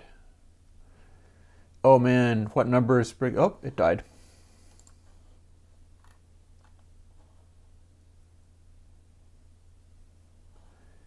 I do not have the right number of parentheses, but I can fix that pretty easily. You're not going to know what numbers Bricasti uses, or even MIDI, or even Alesis. People's numbers for this kind of thing are tightly guarded secrets.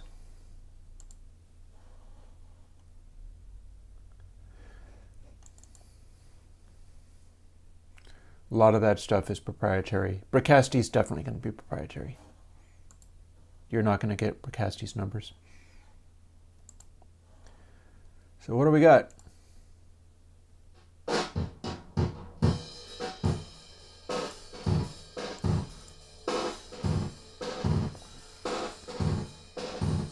We got a weirder noise.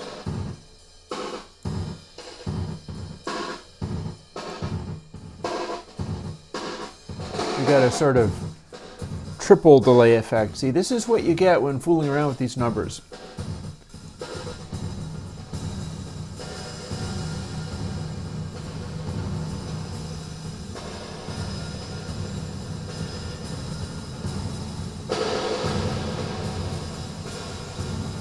Interestingly, this kind of works, doesn't it?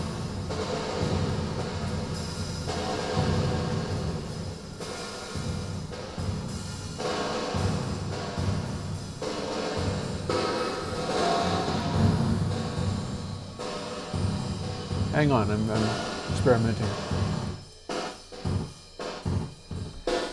Yeah, we got a gatey thing going on here. Maybe we should see whether we can expand this out.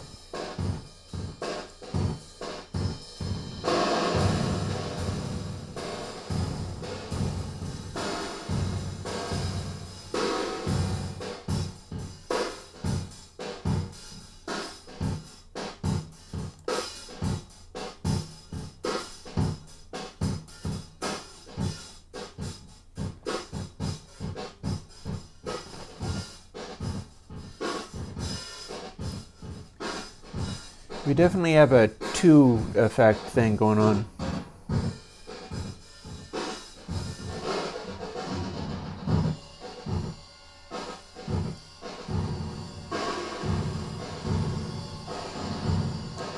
What's really interesting about this is that as I add regeneration, it starts evening itself out. The things are...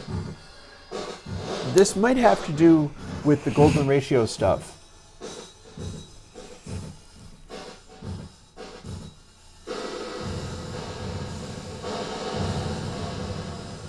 Yeah, give it regeneration and all of a sudden it's not doing that anymore.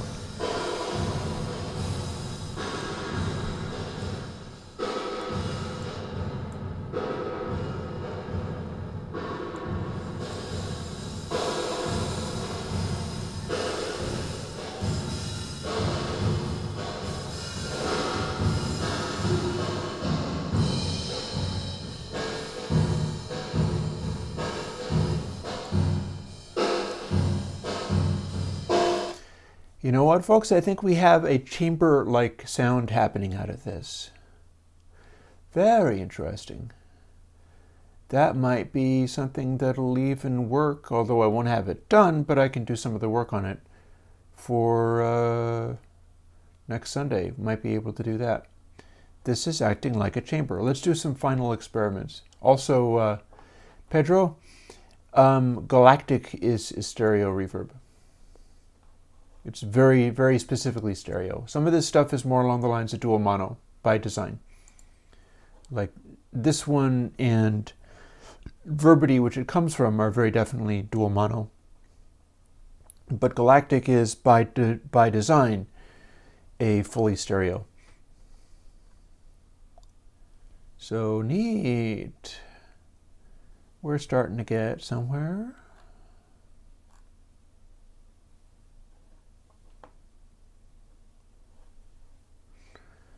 Now, what I'm wondering is, can we continue shuffling this stuff around? These are all the longest delay times, and if I can make it work with the delay times and it doesn't crash, I can continue to explore that. So maybe we can reshuffle these.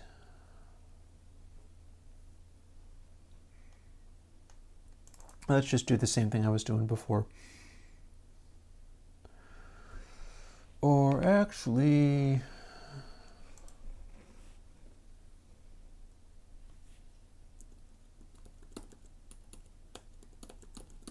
that's just a spacer, it's not really a decimal point. So these are the longest, and these will be second longest, and these will be the shortest, and we're going to see what that does. That will mean we're hitting the short delays first and spreading them out.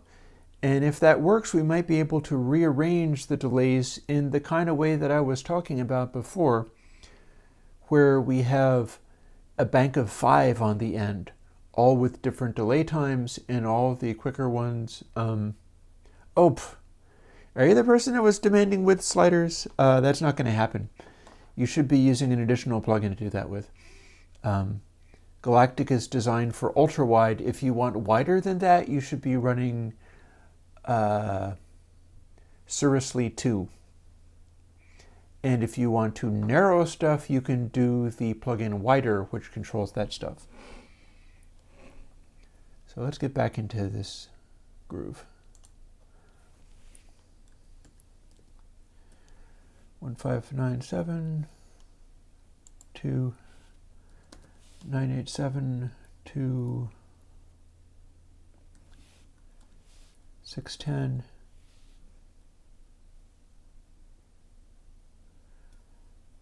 to 377, and then the shortest ones become, I think, 233, yeah, 233, 144, and then 89 and 55.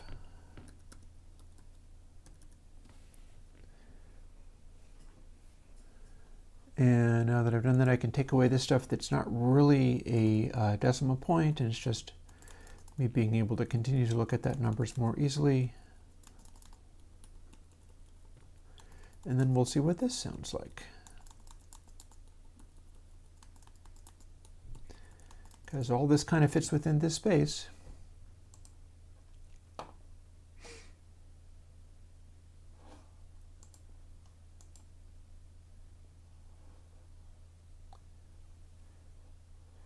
There we are, ever-expanding Fibonacci reverb.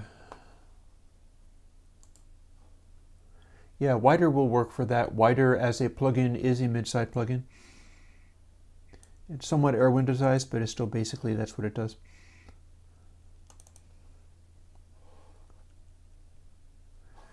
There we are. Here is our newly Fibonacciized verb.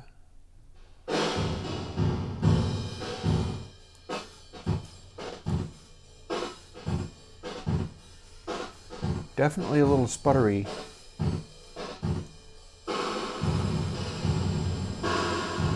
But when we add the delay, when we add the feedback, it is still sounding kind chambery.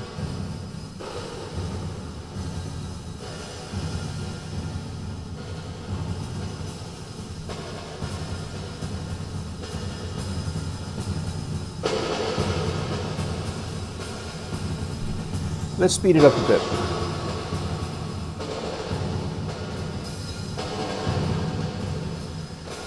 Because this would be a chamber the size of a warehouse. Which is not necessarily a bad thing, though.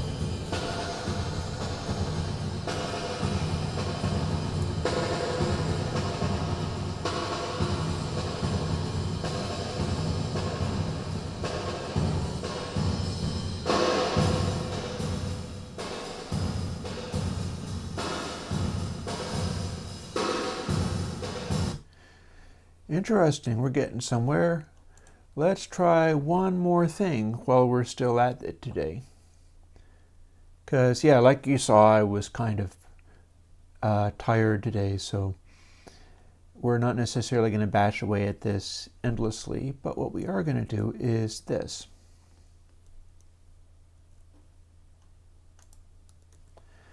Delay A gets moved down into this category.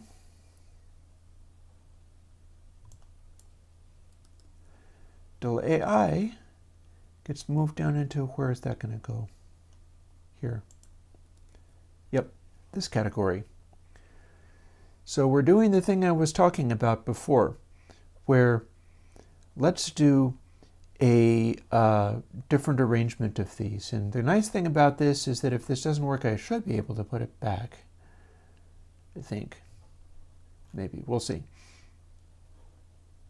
Probably don't need all of this.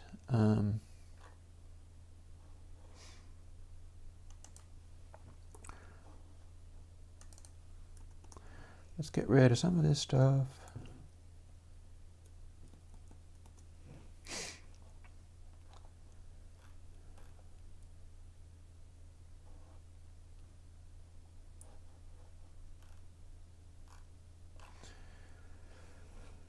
So in working this way,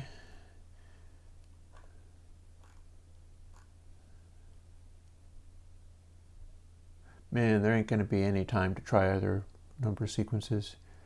You can't always just do a thing. The handy thing about this is that we've done a thing and found that it actually did something, so now I want to experiment with this concept in it, which may or may not do anything useful. But we can but try.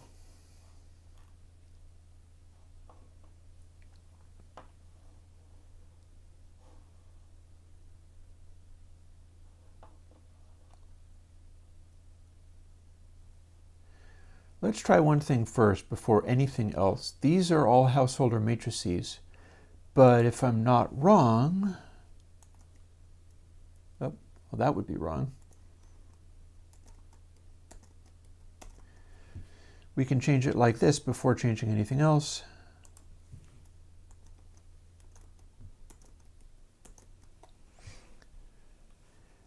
And that stops it being householder matrices. The parentheses no longer matter. And if we can do this, including with this, which we may not be able to, but it'll be fun to find out. Then we can redistribute all this stuff. If we can't do this, we can't redistribute the stuff. So we're going to find out right now whether that even works or not. And the moving around of the defining the delay times won't matter for this. What will matter is whether our feedback gets carried away and blows up. And since this is not a feedback algorithm, it'll definitely not do anything wrong here. He says, and is obviously lying. Check it out. I just killed it.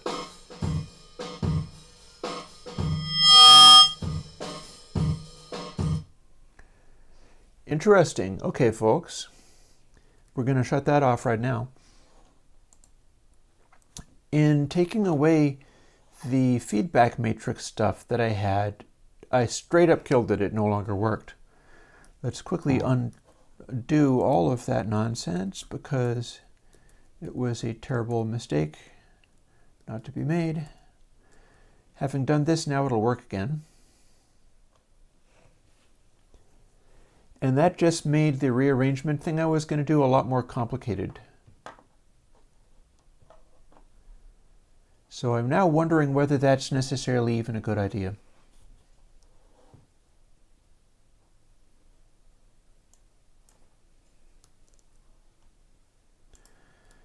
Because bear in mind, another thing about this is this 4x4x4 matrix that I have is the most efficient way of getting the maximum number of delay times out of these combinations of delay times. And that's effectively what I'm doing here, including working with the Fibonacci thing, is it's doing that. So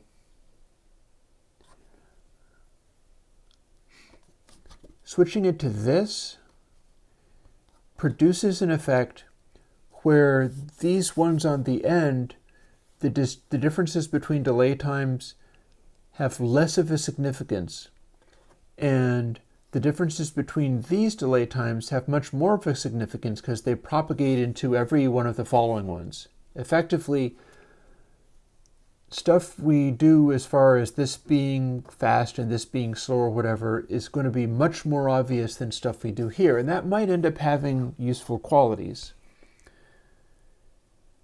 The question becomes, if we're doing a feedback matrix on this kind of thing, would it be more useful to have the really long delays down here so that it's like, 10, 9, 46, 6, 7, 65, and so on, which would mean there would be big variation in the very small changes? Or would we be better off having like the 10, 9, 46 here, and then it gets progressively more closely spaced as we go into these smaller numbers? Or do we do what the previous one did, which is have the slow ones along this axis so that as they continue to spread down, you wind up with maximum variation of all the changes? I was going to write a program to play with this kind of thing so that you could see it as a visual picture, because what we just heard was the feedback matrix blowing up and not working anymore. And the experiments we've been doing, including this stuff, I have a final thing that I think I could try. And I'm going to want to look at my H file here, see how big it goes, and scroll the chat back so that I can see whether I can expand this out a little bit more. Because I've been given the Fibonacci numbers beyond what I could use. So here's the thing. If I was to expand that even further, the number I'd be adding would be... Why am I not seeing 10, 9, 4, 6? Why are all the numbers? Oh, because I'm being given a list of prime. Or it's scrolling or something is going wrong. 7, 7, 17, 7, 11.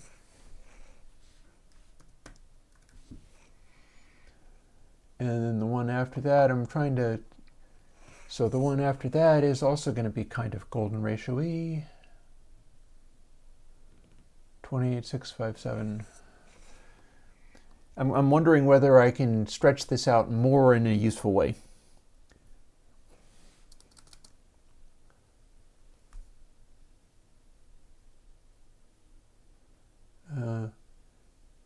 I think that's going to take too much space. I think I'd rather have some of these delays be a little smaller. So let's not do that one.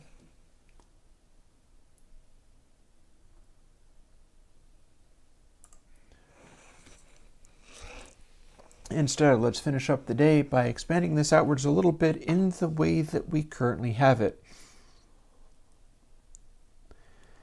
And that means we're no longer doing, and that's actually going to make all of the successive delays be more close matches to your golden ratio there. Let me scroll up again so that I can see what we're doing. Primes, 89 already. So if I leave off 55 and space it out so that the longest one is the 17.7, we start with a prime and then have a 144 and then immediately another prime. That's interesting. It does mean that 144 isn't a prime, but that means that 2 out of, well, hang on, let's keep going. Scroll up again. 15.97. Yeah, we're not going to hit that right away. I was trying to figure out how many Fibonacci primes show up in the very first bank of echoes here, because this is what we are rearranging for. And we can do this fairly easily like this. 89, 44, 233, 377 is the next one. Then we get 610. Then we get 987. Then we get 1597, which is one of the primes. See, that's handy that some of these are turning out to be primes. Then we get 2, 5, 8, 4. 4, 1, 8, 1. 7, 5.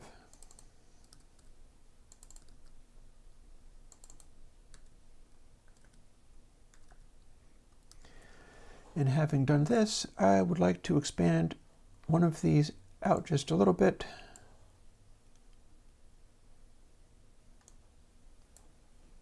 Instead of 52, it says 77. Instead of 8, it says 10.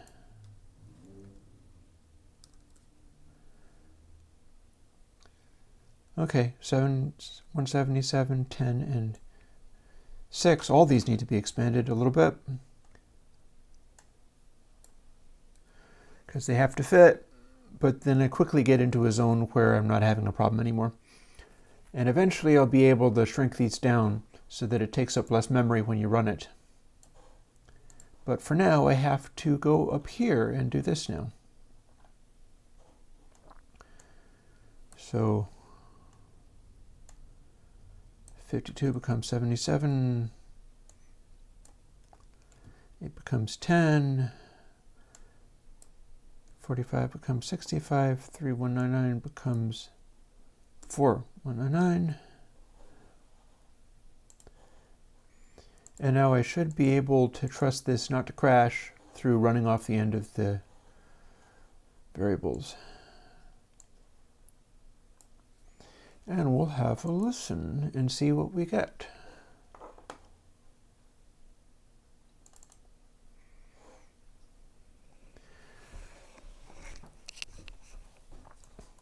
Here is our, here, let me stop.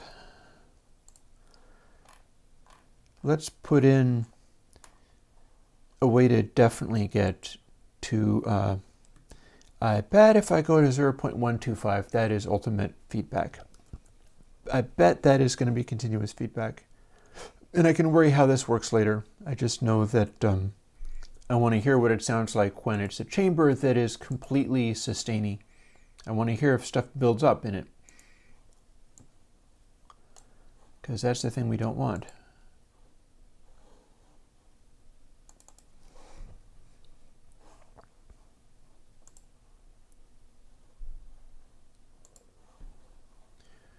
And longness is at 0.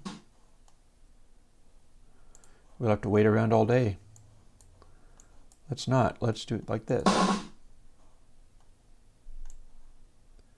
That was an echo.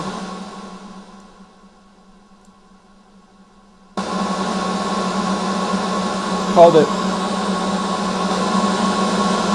Oh, wait.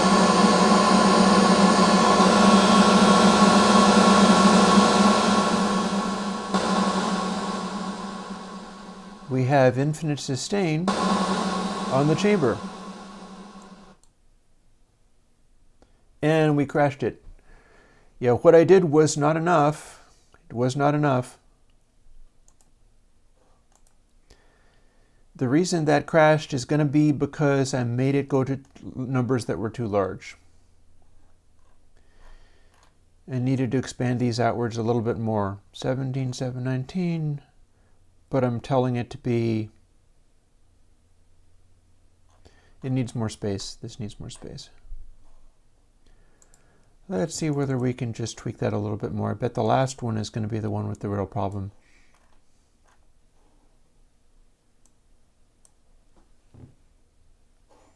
Or is it?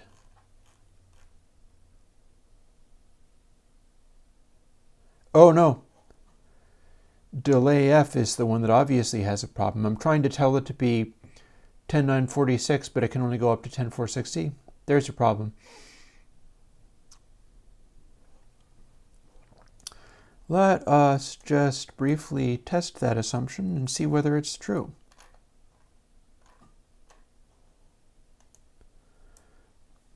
Sometimes I like to give extra space to these things because I just don't trust them, and this is kind of why.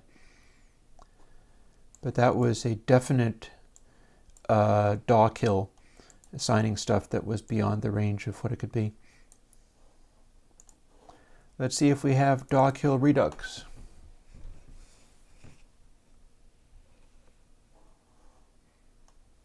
No, don't recover.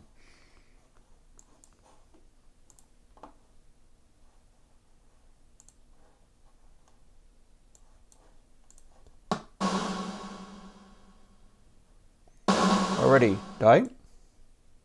Yep, it died.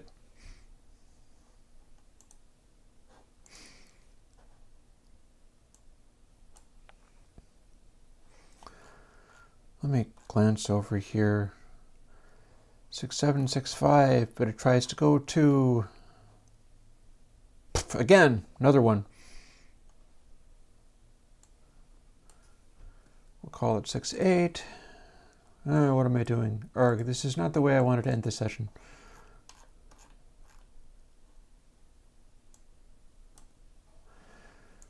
See what's killing it? In theory, if this is really good and nice and kind to me, it will fail to kill everything I'm doing. Yeah, these ones all appear to be within the range. These ones were very definitely trying to set the delay time outside the range of what I had available. Question is whether this works now, but I guess the only thing to do is to find out, and also to find out whether I initialized stuff properly. 77, 11, 68, 42. Oh.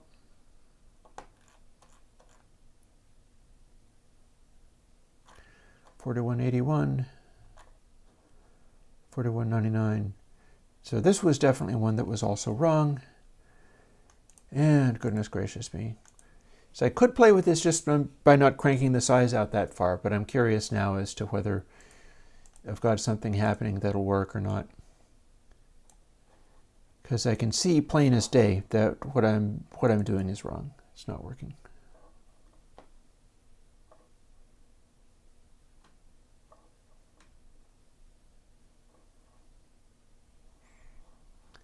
No, don't recover. What are you thinking?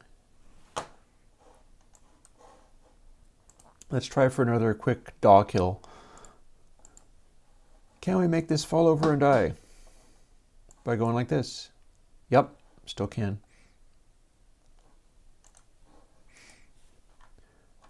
Tell you what, let's just not do that. I'm fed up with this. I can worry about this later. Let's just not do that, shall we? I want to hear what this is doing, not just play with the crash.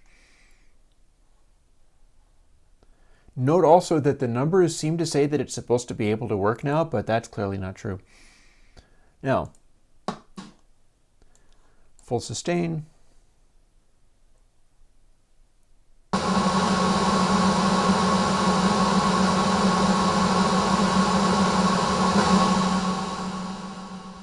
And if we go kind of larger, we can go up to about here.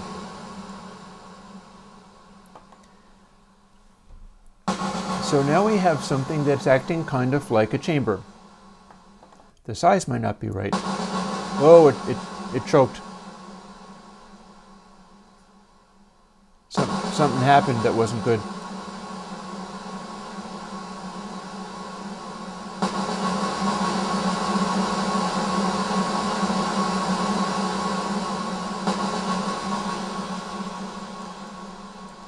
And the point of fooling with that is to see whether we can make it sound like a chamber on other content. We can't take it all the way to 1 for too big, but we can make it smaller.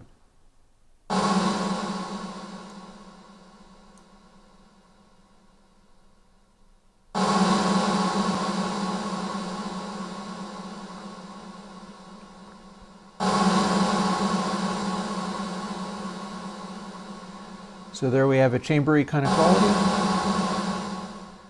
And if we fade it off a little bit,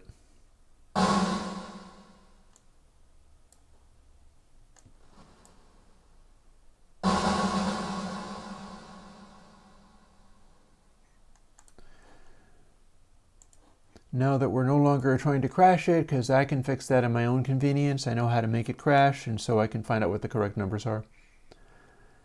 These are all variations. I don't think anything's really logarithmic anymore. Size is not log. The regen is not log, nor did it start out as being log. However, low pass and interpolate are. And they're all coming off of the param 3. And thunder amount, which we're not actually using for anything, is a combination of two variables. But size and regen are not log at all.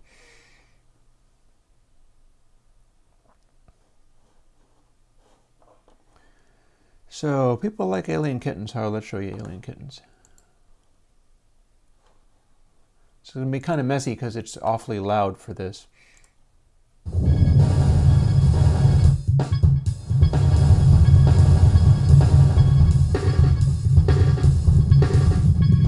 So with no sustain, we get this.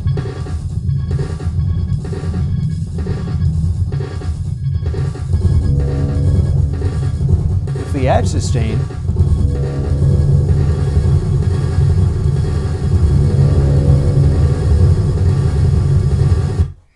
this is too loud. I need to pick something else.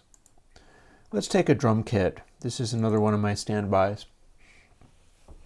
I don't have any convenient tracks for doing things like simulating chambers and voices, and I don't have my voice patched into this at this time.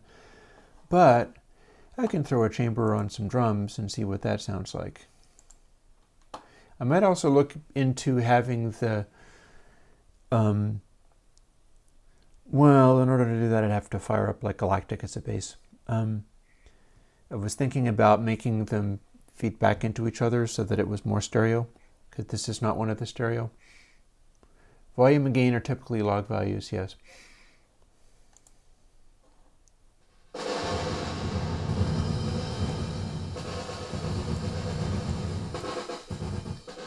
So this is what our sound sounds like without any feedback, as it were.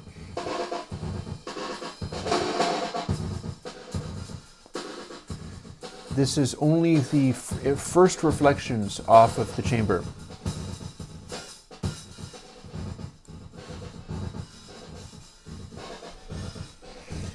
It's an interesting sort of combination. And Francis, the idea from this verb is people talked me into using Fibonacci numbers as prime constants, or as reverb constants, and then suggested that they ended up working out to being like golden ratio. So that's what this is. If you use golden ratio sequences in a feed-forward algorithm, you wind up with these combinations of reverb factors that end up combining in a kind of an interesting way. But the interesting thing about that is that you've got this going on, and it has a peculiarly slapback effect, which is really quite striking. And if you make it faster, it's denser, but it's still clearly a slapback.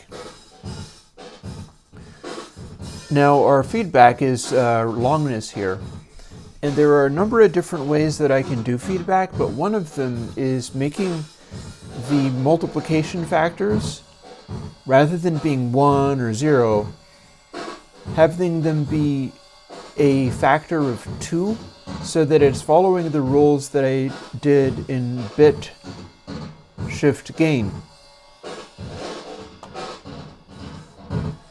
Which this is not. This is a continuous value, and it goes all the way from nothing to 0.125, which turns out to be the infinite sustain value. Infinite sustain sounds like this.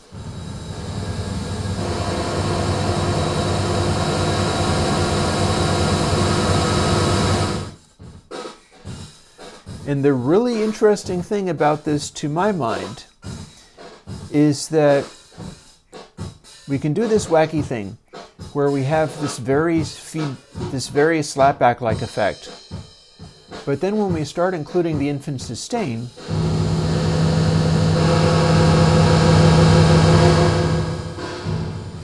this is not much worse than using prime factors, and that's interesting.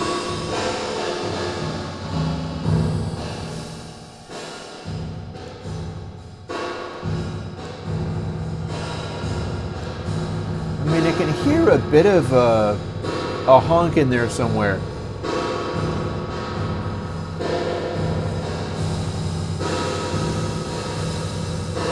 But generally, if you're using the wrong factors, you're not going to just get a slight oil can quality. It's going to go completely out of control.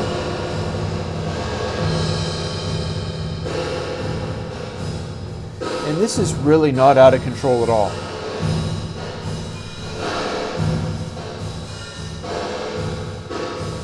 We can make it be very bright using the darkness control.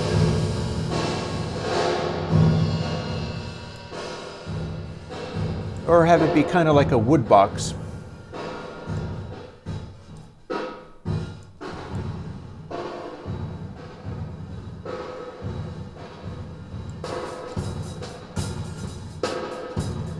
And the way this works is anytime we have very small amounts of feedback, we start getting that incredibly artificial sound. But as soon as we start including global feedback on the entire matrix, it starts filling in the gaps.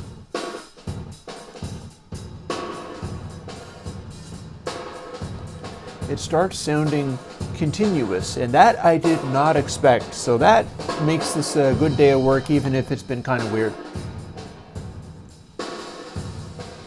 Especially since we can take the darkness away completely and have it be very bright.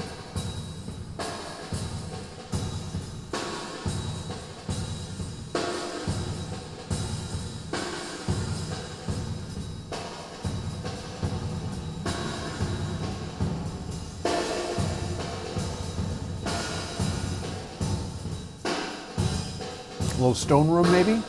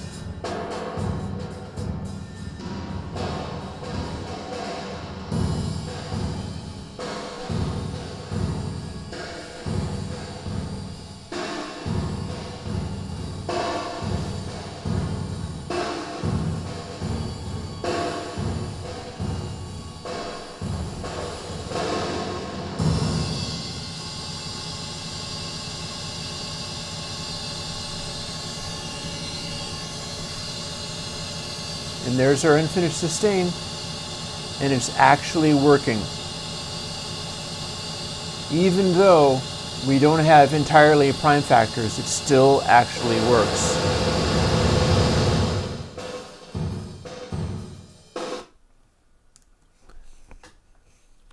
I would call that pretty cool. I think we got something. I think we've got something for next week. And it's a variation off of verbity. So it's going to be one of your, and I think that's actually correct though, because the thing about it is, here's the deal with stereo versus dual mono reverbs in this kind of context, especially with one like this. If you have a fully dual mono reverb, and this is something that people used to do in the studio when they didn't have it natively happening, like you would have a studio where their secret weapon, their big trick that they used, was they had two distinct reverbs and they ran them in parallel on left and right, set to the same settings. And what that would do is the reverb was basically designed to be stereo that cross-fed back and forth by nature because everybody assumed that's what you had to have. And then the studios that were setting it up as a secret weapon were setting up the dual mono versions with two instances of the hardware reverb that they were using. Specifically so, if they had it adding a kind of ambience.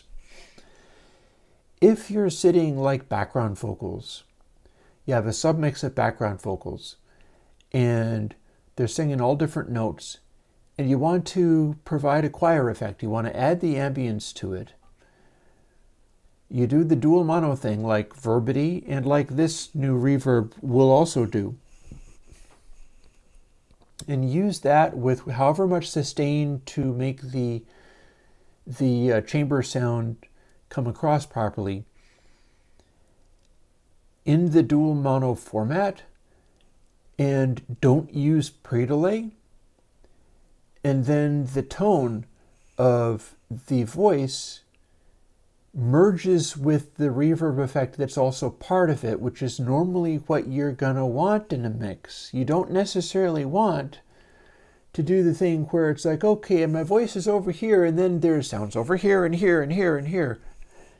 Sometimes you want to have the sound weld itself to the original source, especially if it's something like this, which is a atypical.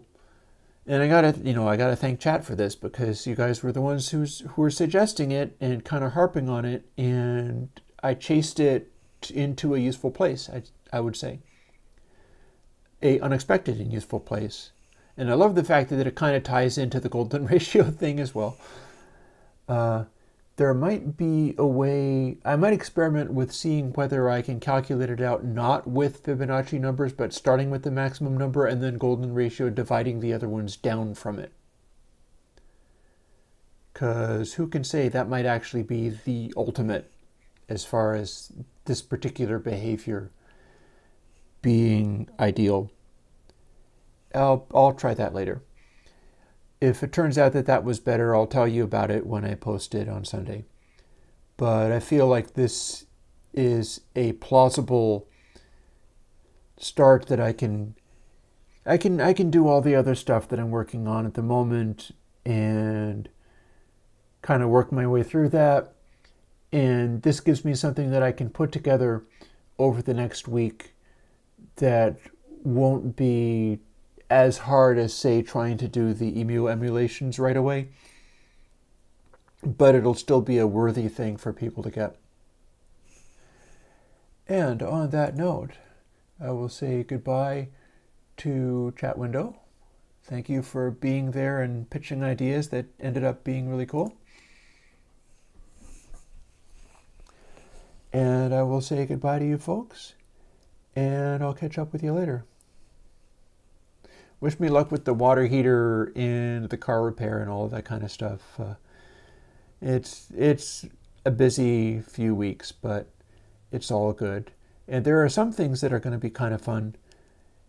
I have tried to get a Sega controller off eBay that could potentially plug into the NerdSeek Eurorack module sequencer, because you can run one of those by plugging a Sega controller into it and then adjusting the controls, holding a controller rather than just typing stuff on its little thing. And that might make it easier to work with, and I might actually get a new track out of it, because that's kind of my goal, is to get enough of this stuff dealt with that I have the time and the mental energy to have new pieces of music for a change. I keep not having those. But at some point, I'll get into it. I have some of the stuff that I've been working on as far as moving in that direction is, there's a lot going on there. Like, I've revised my entire concept for having the card game that generates song arrangement structures that I can then use the slide rule for coming up with chord sequences and combine all of those things together and make something up, basically. These are just tools to make something up. But me being me, I kind of have to dig through all the tools and make more tools in order to do that kind of thing. Hopefully it'll end up being good, though. On that note, I'll talk to you later, and I should have... I'm going to be calling it chamber, because that's clearly the vibe of this arrangement of the coefficients. It's clearly a chamber sound. And as such, if you take the regeneration down, you have a bunch of really obvious slapbacks, but that's correct for what a chamber would be if there was no continuing reverberation. And the cool part is that when you start throwing the reverberation on there, it starts getting, it fills in all the gaps and becomes continuous, and I wouldn't have believed it if I hadn't heard it. We'll talk to you later.